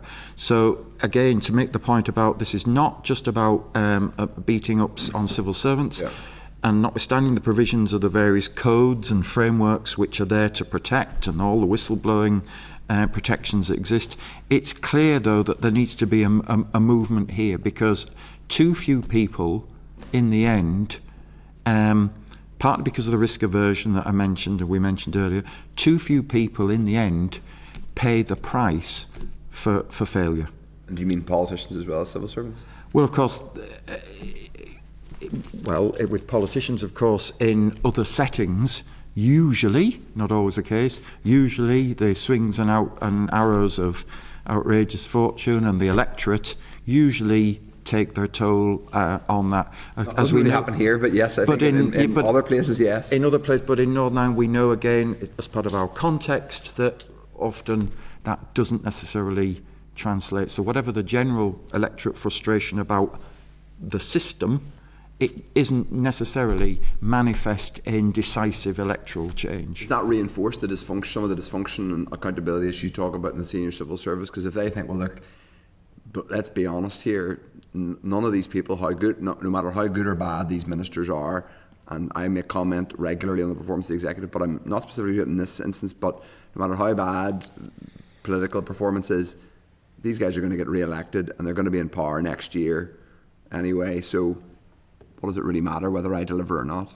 And just to add to that, are you agreeing with that proposition? Well, a fish rots from the head down. Yeah, and that if we can throw this for 4 years under this minister, he or she will be gone under the next.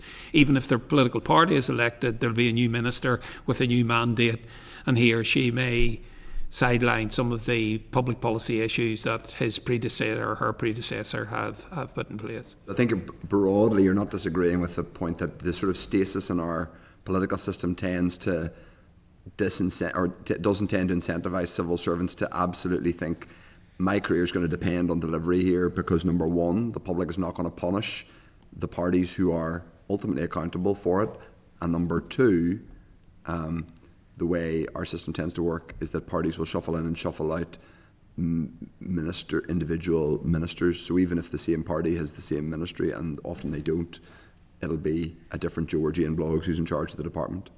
Well, can I answer your question, Chair, this way? That answer however you like. Well, as long as you answer it. Oh, I answered, okay. But from my understanding, again, speaking with colleagues, senior colleagues, politicians, the number of instances in the Northern Ireland dispensation in which senior officials ask for basically written instruction, I think is suggestive in itself of a serious problem. In separate work as well, look, we know that Colin's mentioned about the Northern Ireland Audit Office reports, we know the number of instances, particularly, for example, in Department of Economy, the account's not signed off. I mean, if this was in private industry, either the share price would tank, it'd be taken over, or there'd be legal action taken. The question must arise, both in terms of the senior politicians and the senior mandarins, is, so what? Where is the accountability when all of these basic building blocks of sound governance are not discharged properly and nothing ever happens? It just rolls on in its own merry way. Little wonder, therefore, that the electorate draws its own conclusions. Okay. On that note, I'm going to leave them to look at the number of ministerial directions. We've had 10 ministerial directions in the last financial year. We don't have it in me just at this moment to find the number at the UK level, but your point is that the number of ministerial directions required by senior civil servants or accounting officers here is an indication of deeper issues. It's one indicator, and I don't have the numbers for the other devolved fora, or indeed for Whitehall or the Oireachtas, but and for the government in Dublin. But nonetheless, it's out of proportion, okay. And that tells its own story, Chair. Okay, that's been most helpful. We really appreciate your evidence, and it may be that we ask you for more evidence, either written, probably not oral, but certainly I think we find that most useful. Mm-hmm. I think that's the PowerPoint. I just say personally, I think the PowerPoint you present us with is a model of kind of clarity and pithiness, and very useful. Thank you very much for your time. We really appreciate it. And as Jerry Carroll said earlier on, acknowledge that it's not the easiest time for people employed in your institution at the minute. So I just wanted to express that as well. So thank you. Thank you. Thank you, colleagues. Thank you. Now, members, we have a further evidence session is next. I don't think we have any specific actions that are required. Members are content that the Hansard Hansard will report the next one. Should just go back to the previous evidence session. Obviously, we will add those to the Hansard to the oral evidence session now. At page 252 of the meeting pack, we have a clerk's memo on the oral briefing on the same inquiry. This one is from Pivotal, the public policy think tank. Papers are also provided, a written briefing of the Pivotal provided, which is in advance of this session. It's page 255 of the meeting pack, detailing Pivotal's initial thoughts on the terms of the inquiry. Members will add that to the oral evidence, to the pack of our evidence for the inquiry. We have with us Anne Watt, who's been with us before, Director of Pivotal, and Tom Burns, who's a researcher at Pivotal. You're both very welcome. Thank you for coming. And could you provide us with an opening statement? And as always, members, indicate if you wish to ask a question.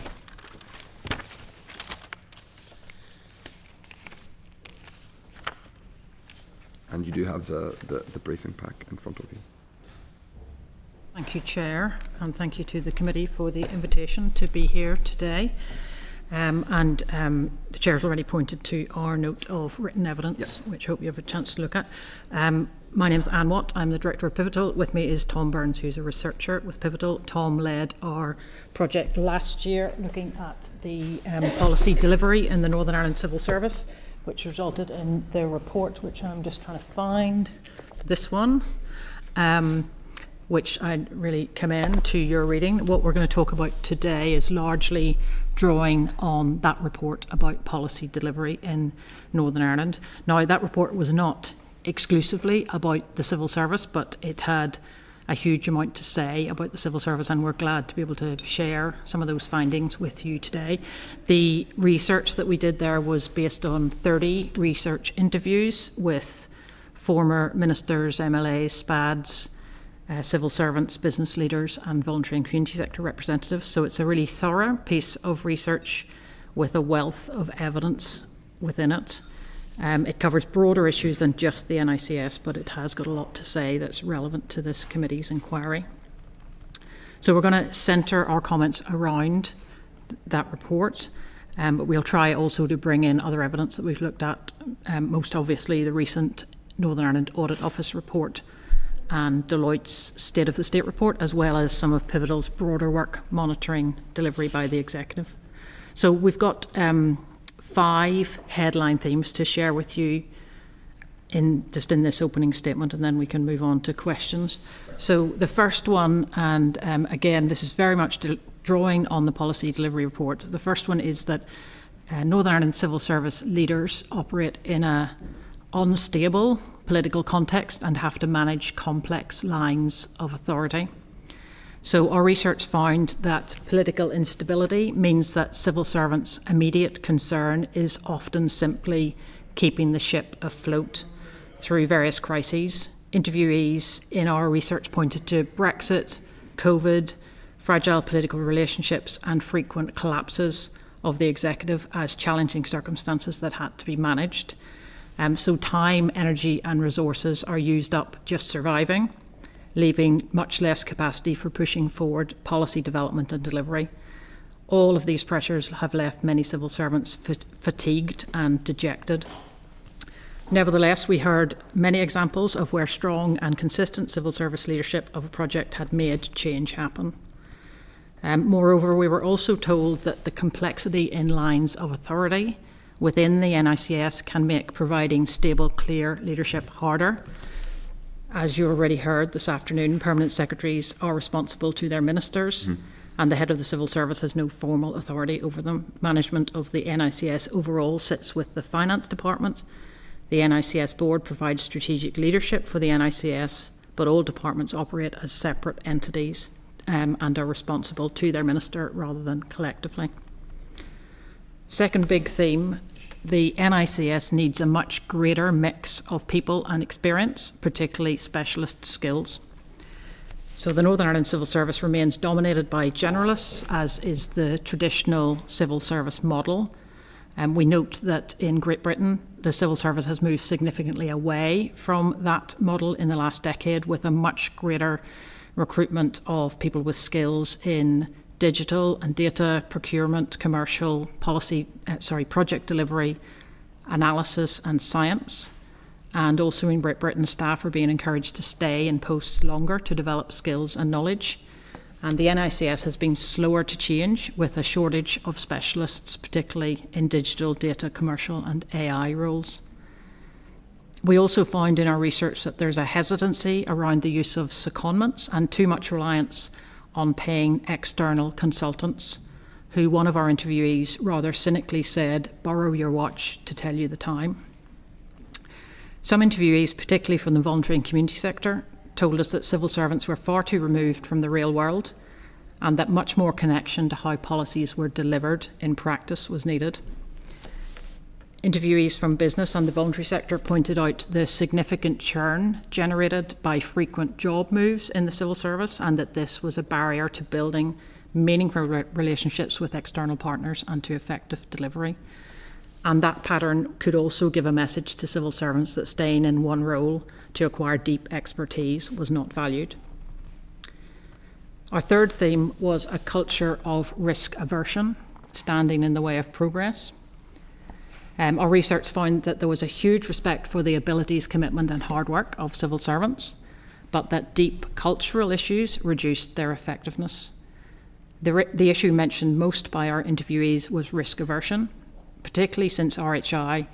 We were told that the NICS's risk appetite is in the gutter, meaning things move at a glacial pace. And often this means that process is more highly valued than achieving outcomes. And this risk aversion slows down delivery and acts as a significant brake on progress.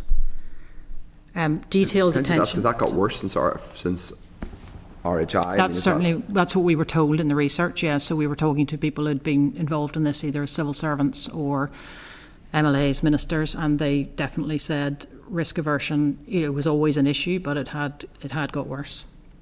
And particularly there is an attention paid to whether public money is spent properly, which of course is important, but there was much less attention to whether it was effective in delivering outcomes or having an impact. Our view is that this low risk appetite casts doubt over the prospect for transforming public services, because that necessitates new ways of thinking and finding innovative solutions. And there was an insightful quote about this in Deloitte's recent State of the State report, where a senior leader spoke about transformation, saying that there's a great will to deliver change, but not to accept change, and that transformation hits a brick wall when you try to get it through the system.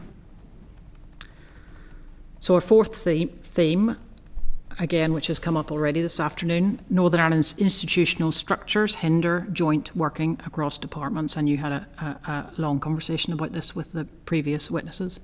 So it's long been observed that governments generally operate in silos or struggle not to operate in silos, and the Northern Ireland Executive suffers from that more than most because of our institutional structures. One of our interviewees put this as, they're not one government, they're a series of departments. The lack of collective authority over the executive at a political and administrative level also makes it much harder to drive delivery and leadership from the top. The First and Deputy First Ministers have no formal authority over their executive colleagues, and this is passed down to civil servants through there being no strong centre of government.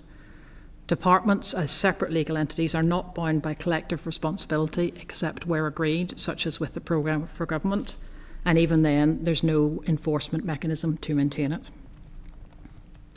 And then the fifth theme, data. Data is collected but not necessarily used well. Again, we found that there were slow processes and endless checking within Northern Ireland Civil Service practices. That meant that data that had been collected was sometimes out of date by the time it was ready for use. And this makes it much harder for policy and delivery to be responsive to current, accurate data.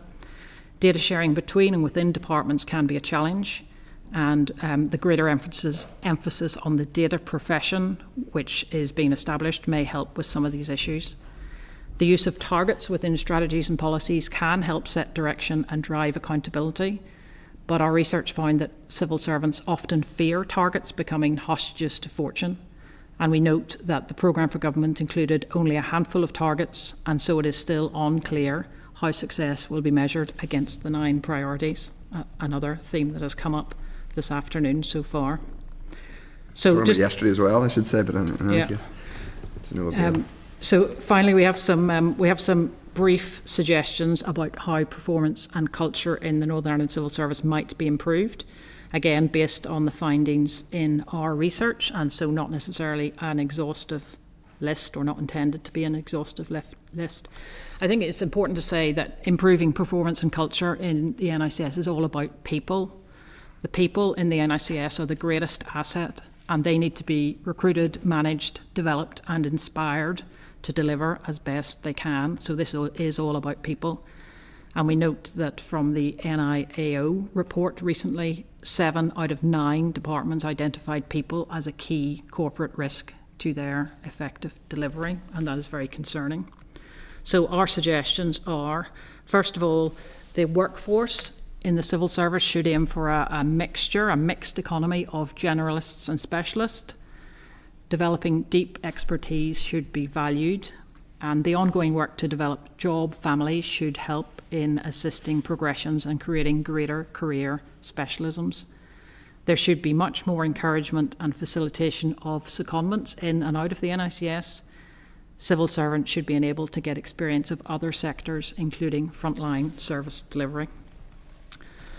Second suggestion, innovation and change should be part of the day-to-day culture in the NICS rather than being feared or resisted. Allocating people into roles should be flexible and agile to respond to changing circumstances and priorities, making more use of a project team model. Civil servants should be reallocated between departments and teams as required, rather than permanent roles where teams are rigid for long periods of time. Innovation and measured risk-taking should be encouraged. All of these are essential for responding to changing circumstances and driving public service modernisation and transformation. Our third suggestion, there should be much more focus on whether improved outcomes are being achieved for the public, rather than work being concentrated on adherence to internal processes. And on this topic, we'd repeat Pivotal's previous recommendation for proper data, targets and reporting about delivery for the programme for government priorities.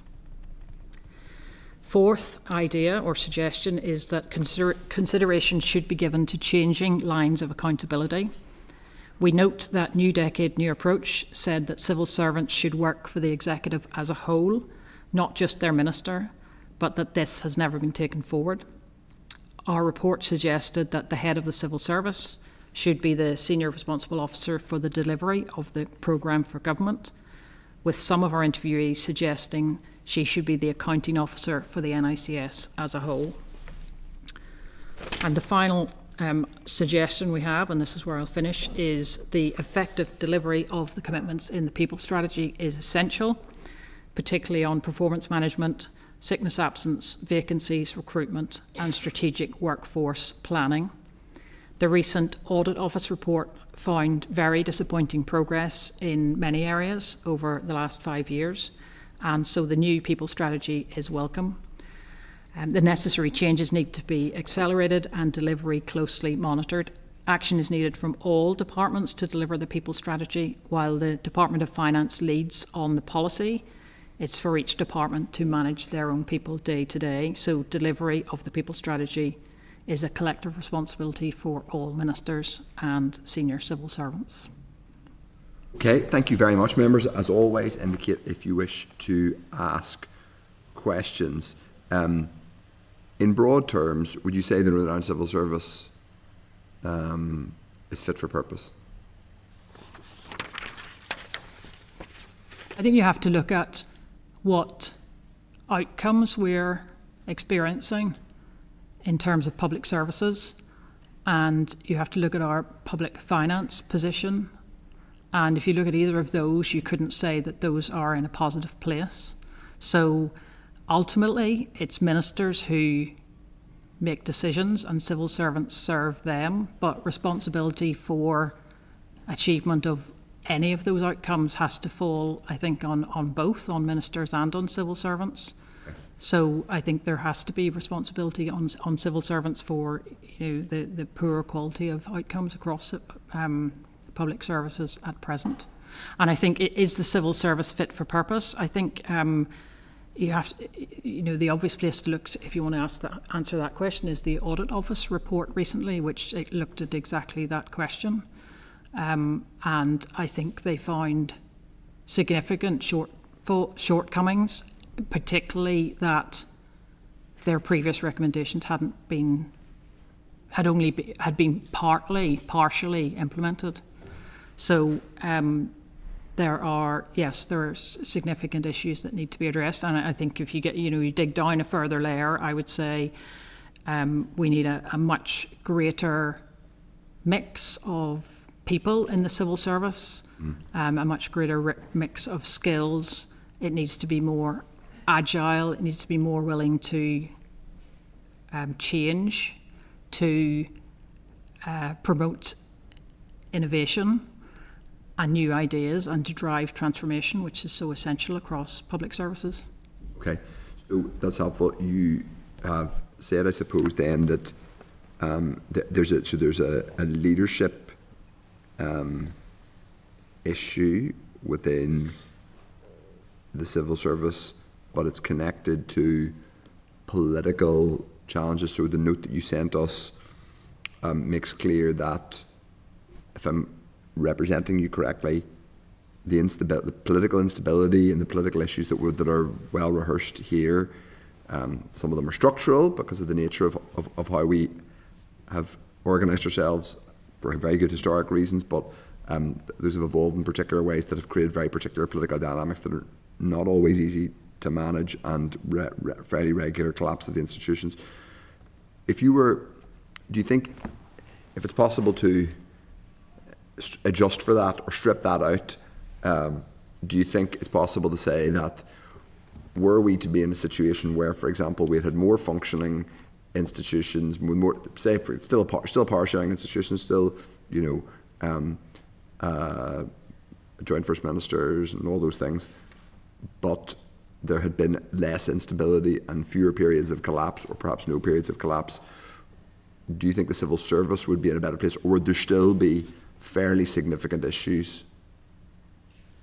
I think it would, without a doubt, it would be in a better place. I think one of the messages that came out very clearly in our research was that the civil service was, especially at senior levels, completely preoccupied with keeping the show on the road, and that was a day-to-day struggle to maintain the institutions. Well, to do what they could at a civil service level to maintain the institutions. Is that at a political level, like while their minister's there, to ensure that we kind of just we need to manage this sort of slightly kind of dysfunctional, this is an analogy, it's not your analogy or their analogy, it's mine. Yeah. Slightly dysfunctional family, mum and dad are rowing, or granny and grand are rowing, so you're kind of just, do you want to keep things in an even keel? It's a difficult Christmas. I think all the time and the energy and bandwidth goes on sustaining the institutions, and that leaves not a great deal for pushing forward in terms of policy delivery and development. So that message came through very, very clearly, including from people particularly from people who'd been senior levels in the civil service. Chair, your question is the hypothetical, if we had a much more stable political situation, would the civil service be delivering better? Yes, I think without a doubt they would, because they'd have much more time and energy left to do the day-to-day business. But then then we'd still be, well, this is where you get to the end of the hypothetical really, and you don't know where you are really, but there'd still be questions about having the right mix of people, having the right mix of skills, the culture of risk aversion. Okay. And so a couple of other things I just want to cover before I'll bring in other members. One relates to how civil servants are. It's connected to the broad question of skills and talent management, but there has been a persistent issue around performance management and the use of satisfactory and unsatisfactory as a very lump and binary. I think I'm right in saying that certainly neither the UK Civil Service and I would presume the Irish Civil Service do not use a situation in which pretty much, for statistical purposes, kind of 99% of the workforce goes into a satisfactory box, and then there's a tiny number of people go into an unsatisfactory box. I thought it was worth saying, as the head of people, I believe it was Gilman, said to us, that some larger workforces are in general moving away from rigid box markings and towards a richer kind of ongoing appraisal model where you're not kind of just forcing people into boxes. But ours is a very unusual situation where we do force people into boxes. It's just that virtually everybody out of a 20,000 plus workforce goes into one box which is marked satisfactory, and then a statistically tiny number of people go into unsatisfactory. So that appears to be a challenge. It's not really doing either thing. It's not really kind of effectively, it doesn't really seem to be an effective box marking system, but nor is it rich ongoing appraisal. Yeah, look, I'm not claiming to be an HR expert, and my observation after whatever number of years of my career in various bits of the public sector and now in the think tank sector is that the sort of accepted wisdom about performance management changes quite a lot over time, and so we go from 3 boxes to 5 boxes to 4 boxes to 2 boxes to no boxes. So I will bow to other people's expertise on this. However, I've never worked in a system which only had 2 boxes. I'd find that extremely just too rigid, I suppose, between adequate and not adequate, and also it misses the opportunity to recognise and reward people who are performing really well. The other thing I'd say, and this is more from my management experience rather than anything, is that of course it's the conversations that you have that are much more important than the boxes that people end up in. Although I think in a large organisation, there can become a real fixation on the box markings. Certainly, I've observed that over the years. But I think the 2 boxes that the NICS has had, I don't know the reasons for that, but does not seem to have served them particularly well. On the point about generalists versus specialists, and this is a point that came out in the Coughlin inquiry, why is it that this is still...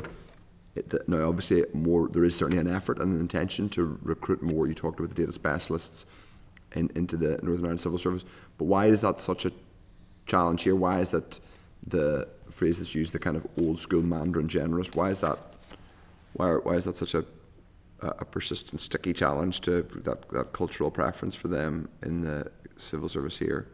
I think several things. One would be we do what we've always done, and I think that's something I've observed in many different areas of the public sector here, is we do what we've always done, and that absolutely needs to be challenged on all sorts of fronts, not just on this front.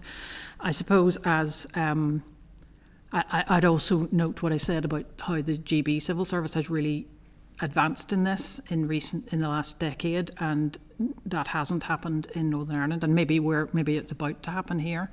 I think there's a greater need for specialist skills now than perhaps there was in the past, in terms of data and AI skills, procurement skills, project management, and so on.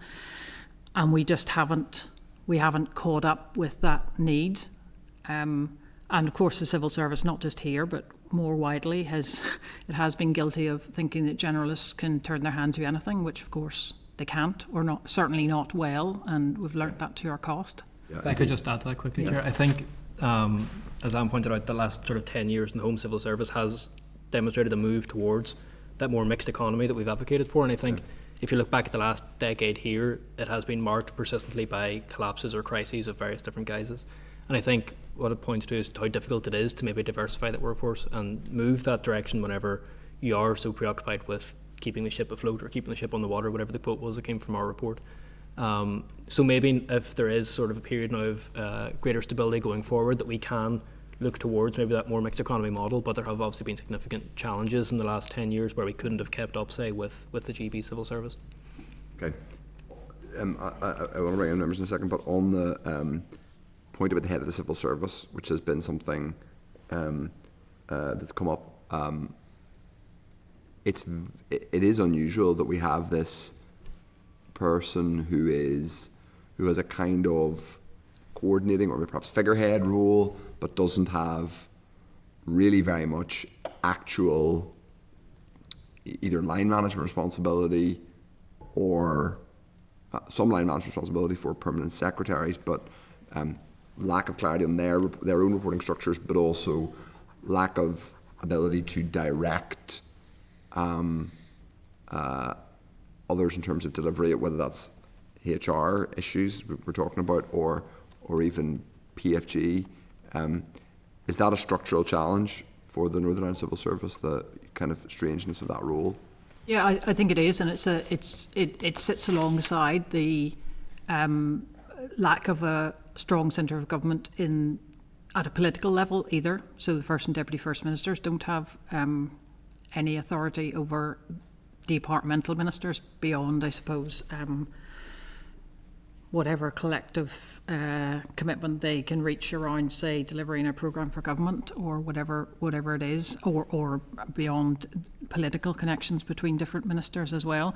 So I think it's a feature of our system, isn't it? The same way as we have individual ministers and not the collective responsibility, we also have civil servants working for individual ministers and without a head of the civil service with that authority, and it's a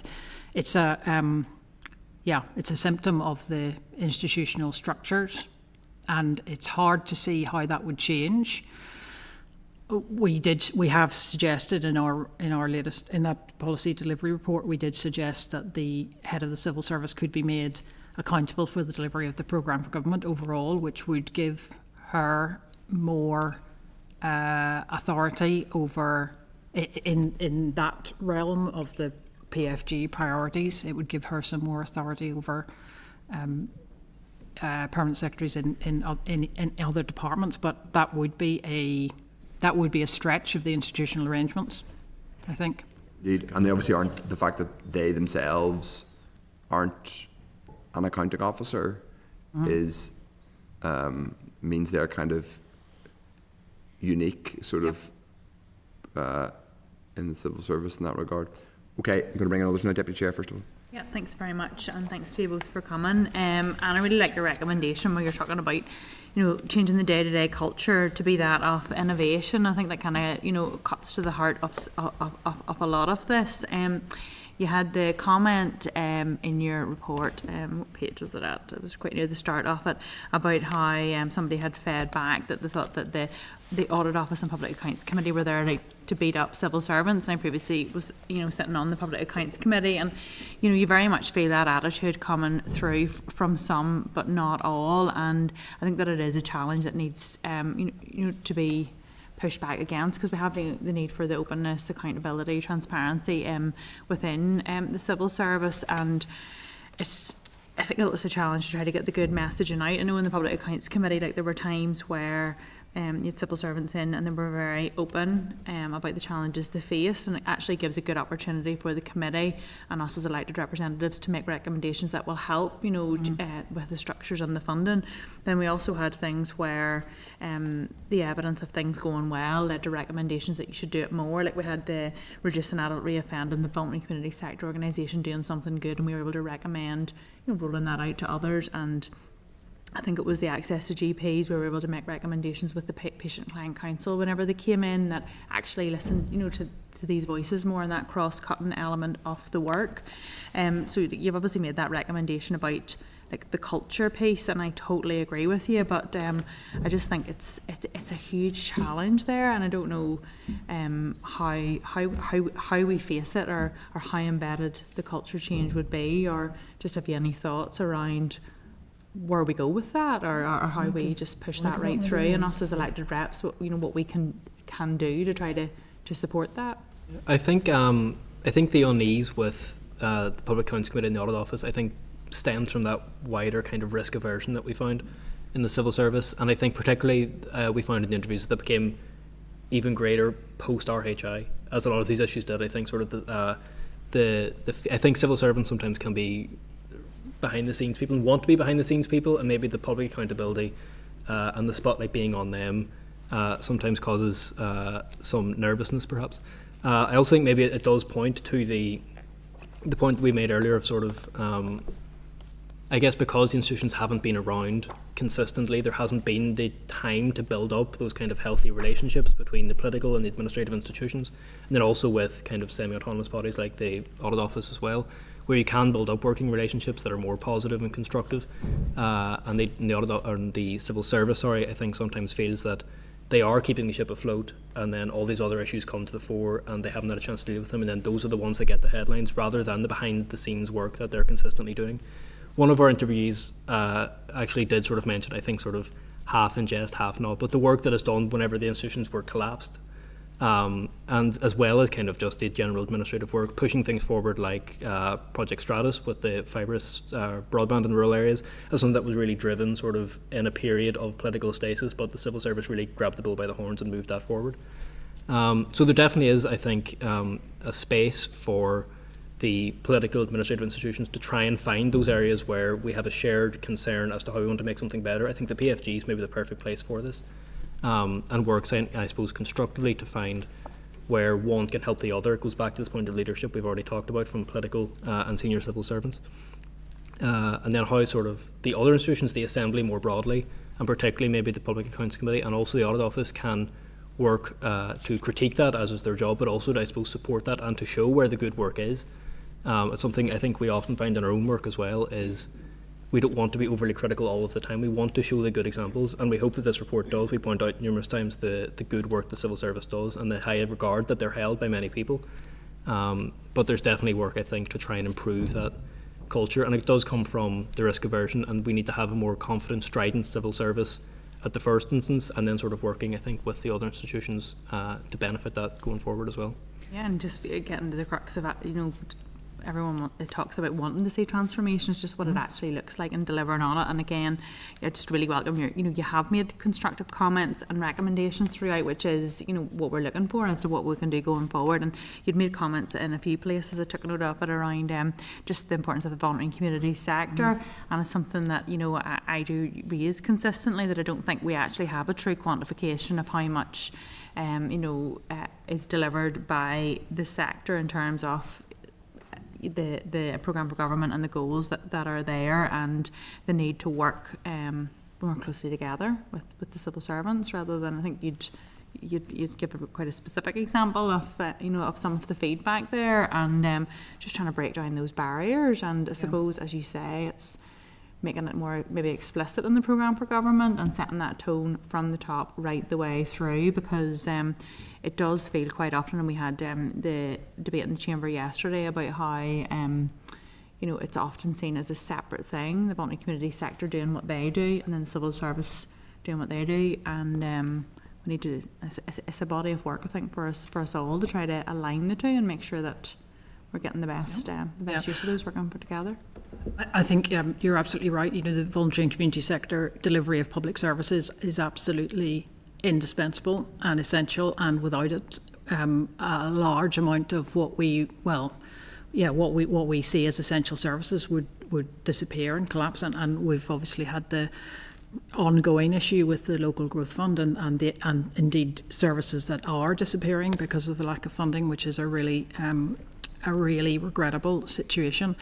And I think we interviewed a number of people from the voluntary and community sector for this research, and I think to be honest, they were in some cases quite critical of the civil service. They felt the civil service was spending a lot of time on processes. They felt the civil service was spending a lot of time checking that money was spent in the right way.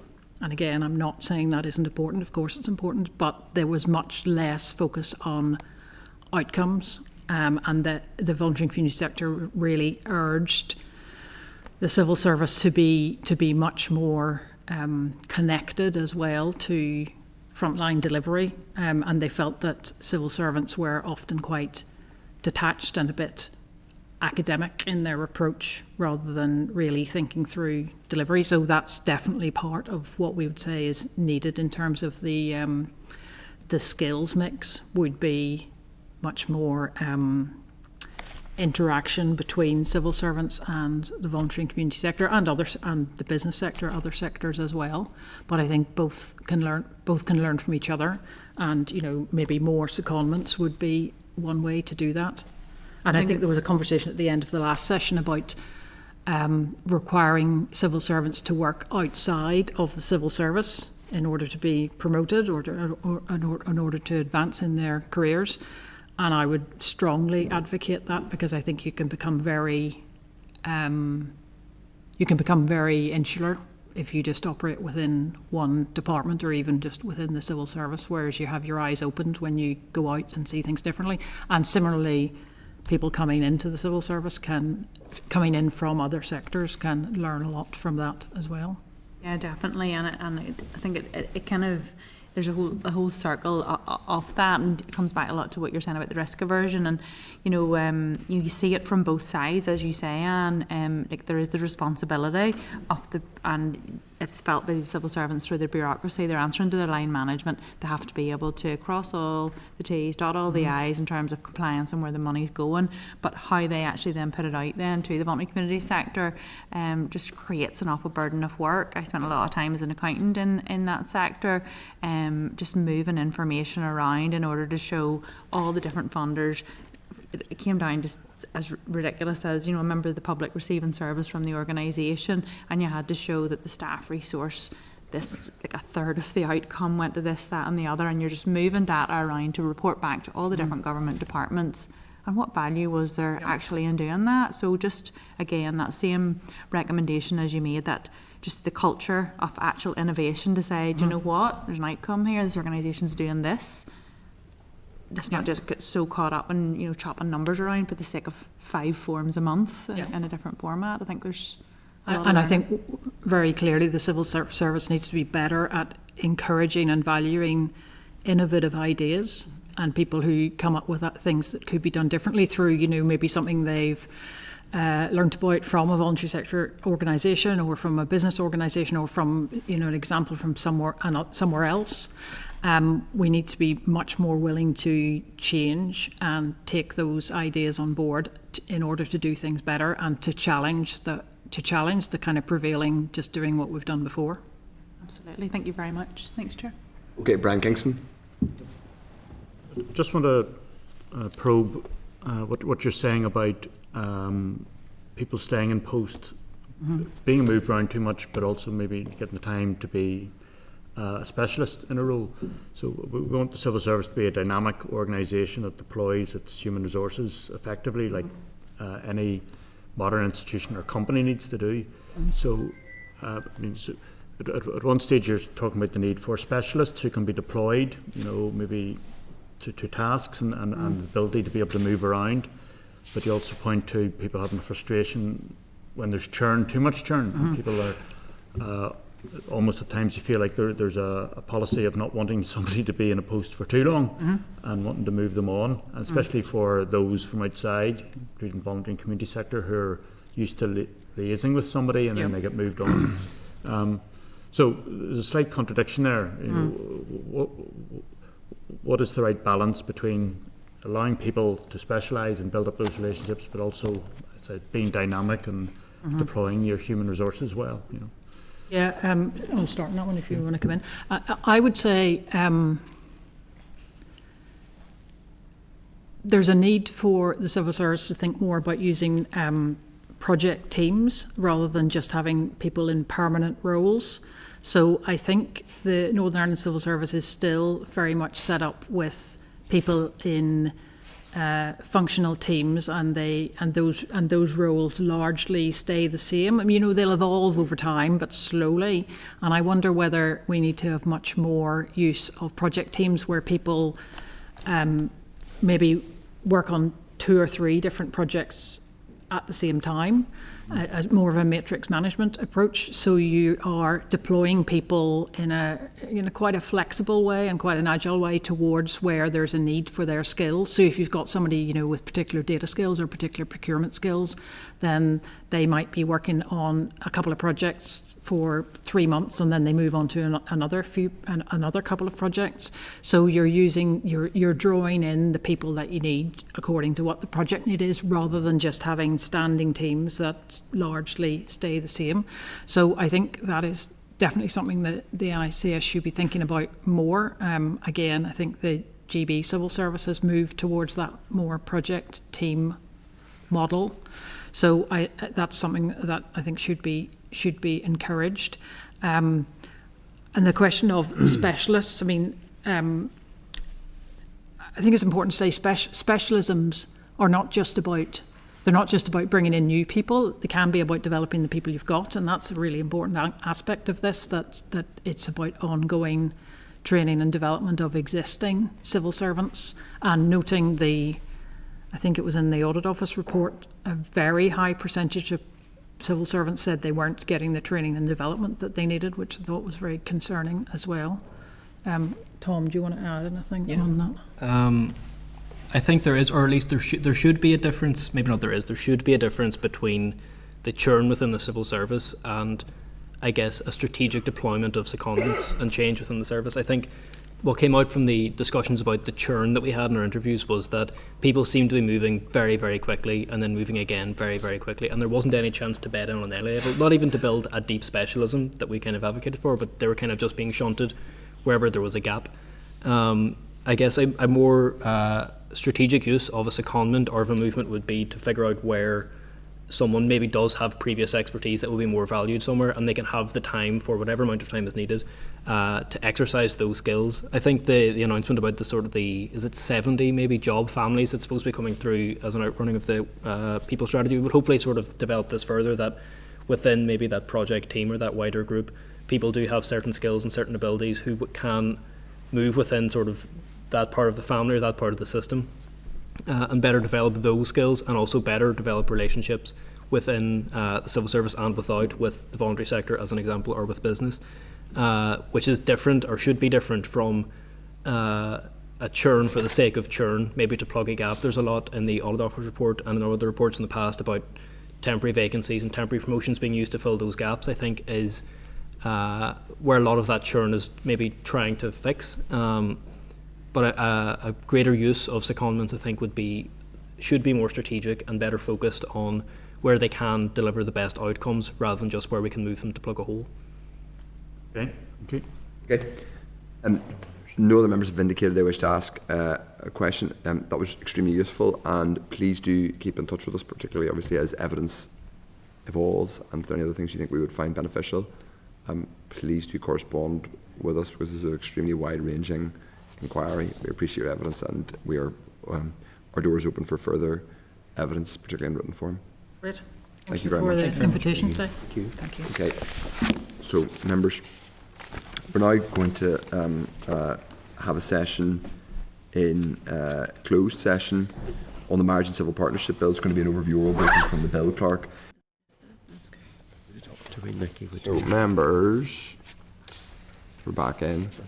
That's us, yep. Okay, so now members, we have no specific actions following that very useful session on the bill, but at page 281 there are the revised questions for the short questionnaire proposed to be made available to attendees at the Balmoral show.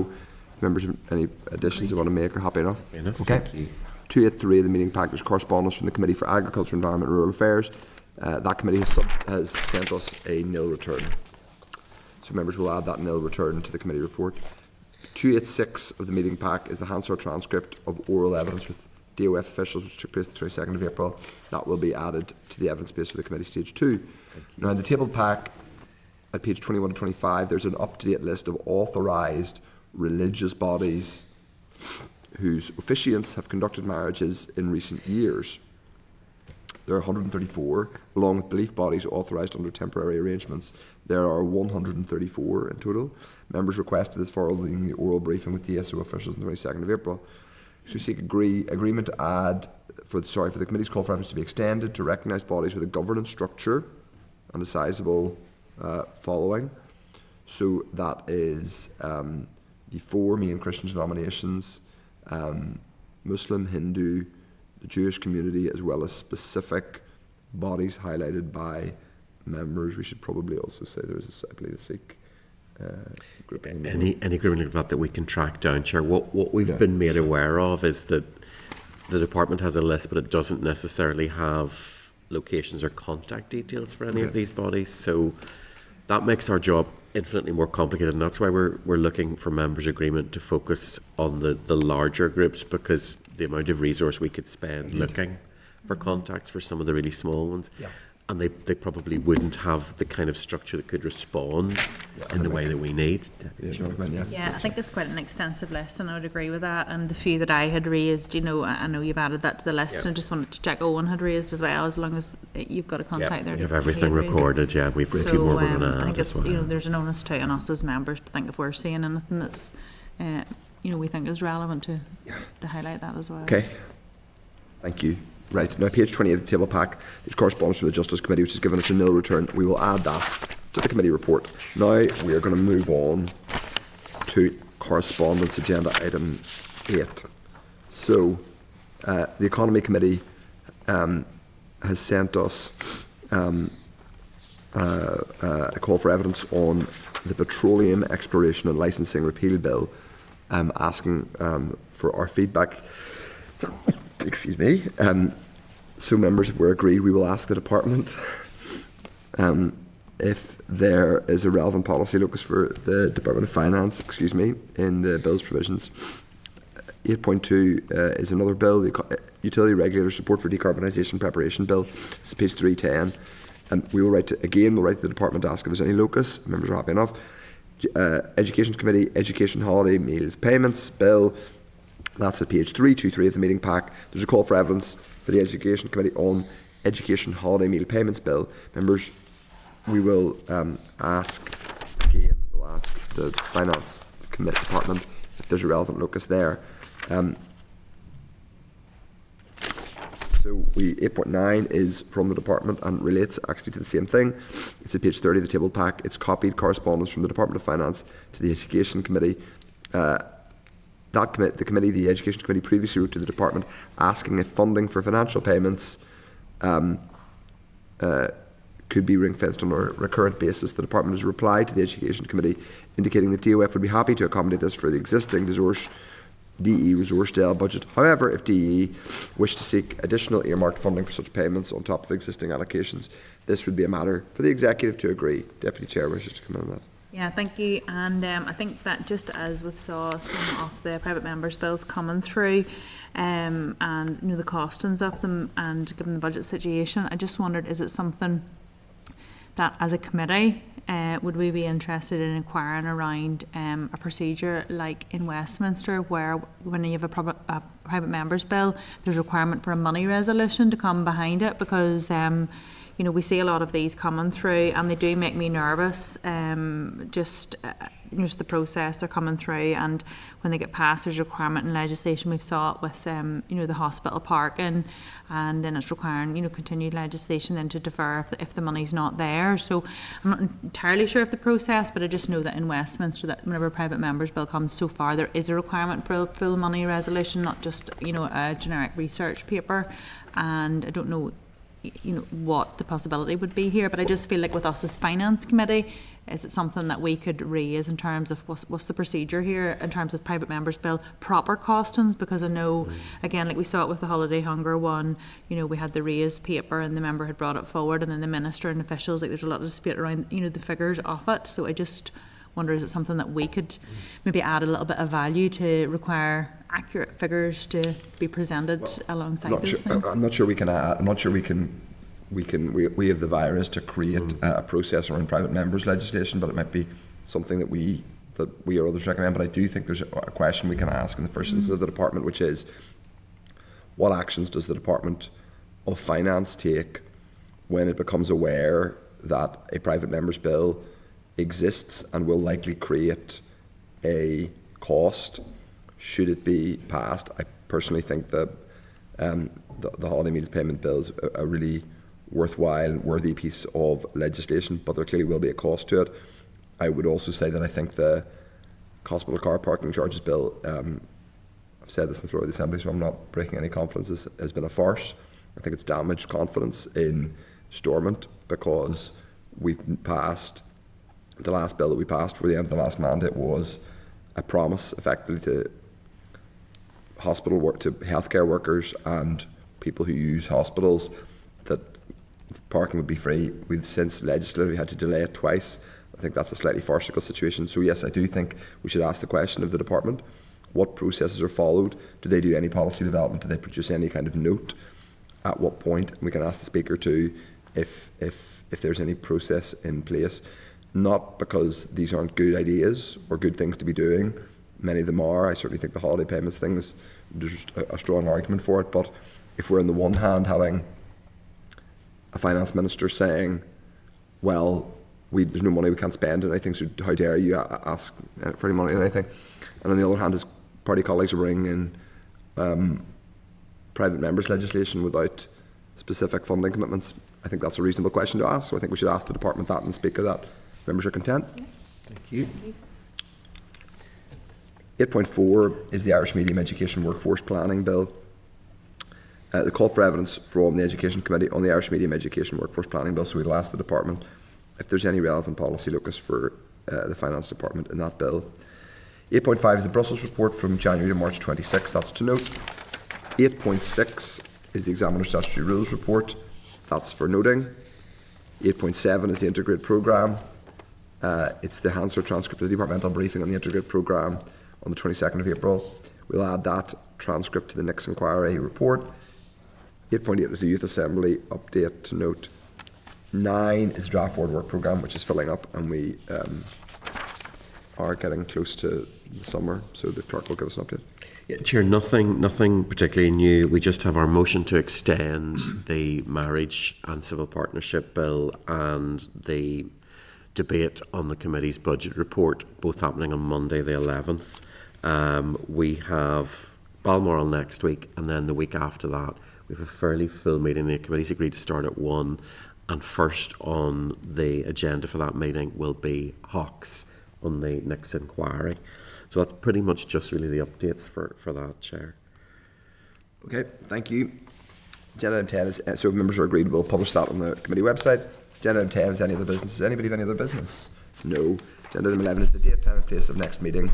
So the next formal meeting is in a fortnight because we are going to the Balmoral Show next Wednesday, and it is on Wednesday the 20th of May, 1 p.m. here in the Senate chamber. And I'll put the question that the committee is adjourned, so it's 1 p.m. I'll put the question the committee to adjourn. The committee is adjourned. Thank you, Chair.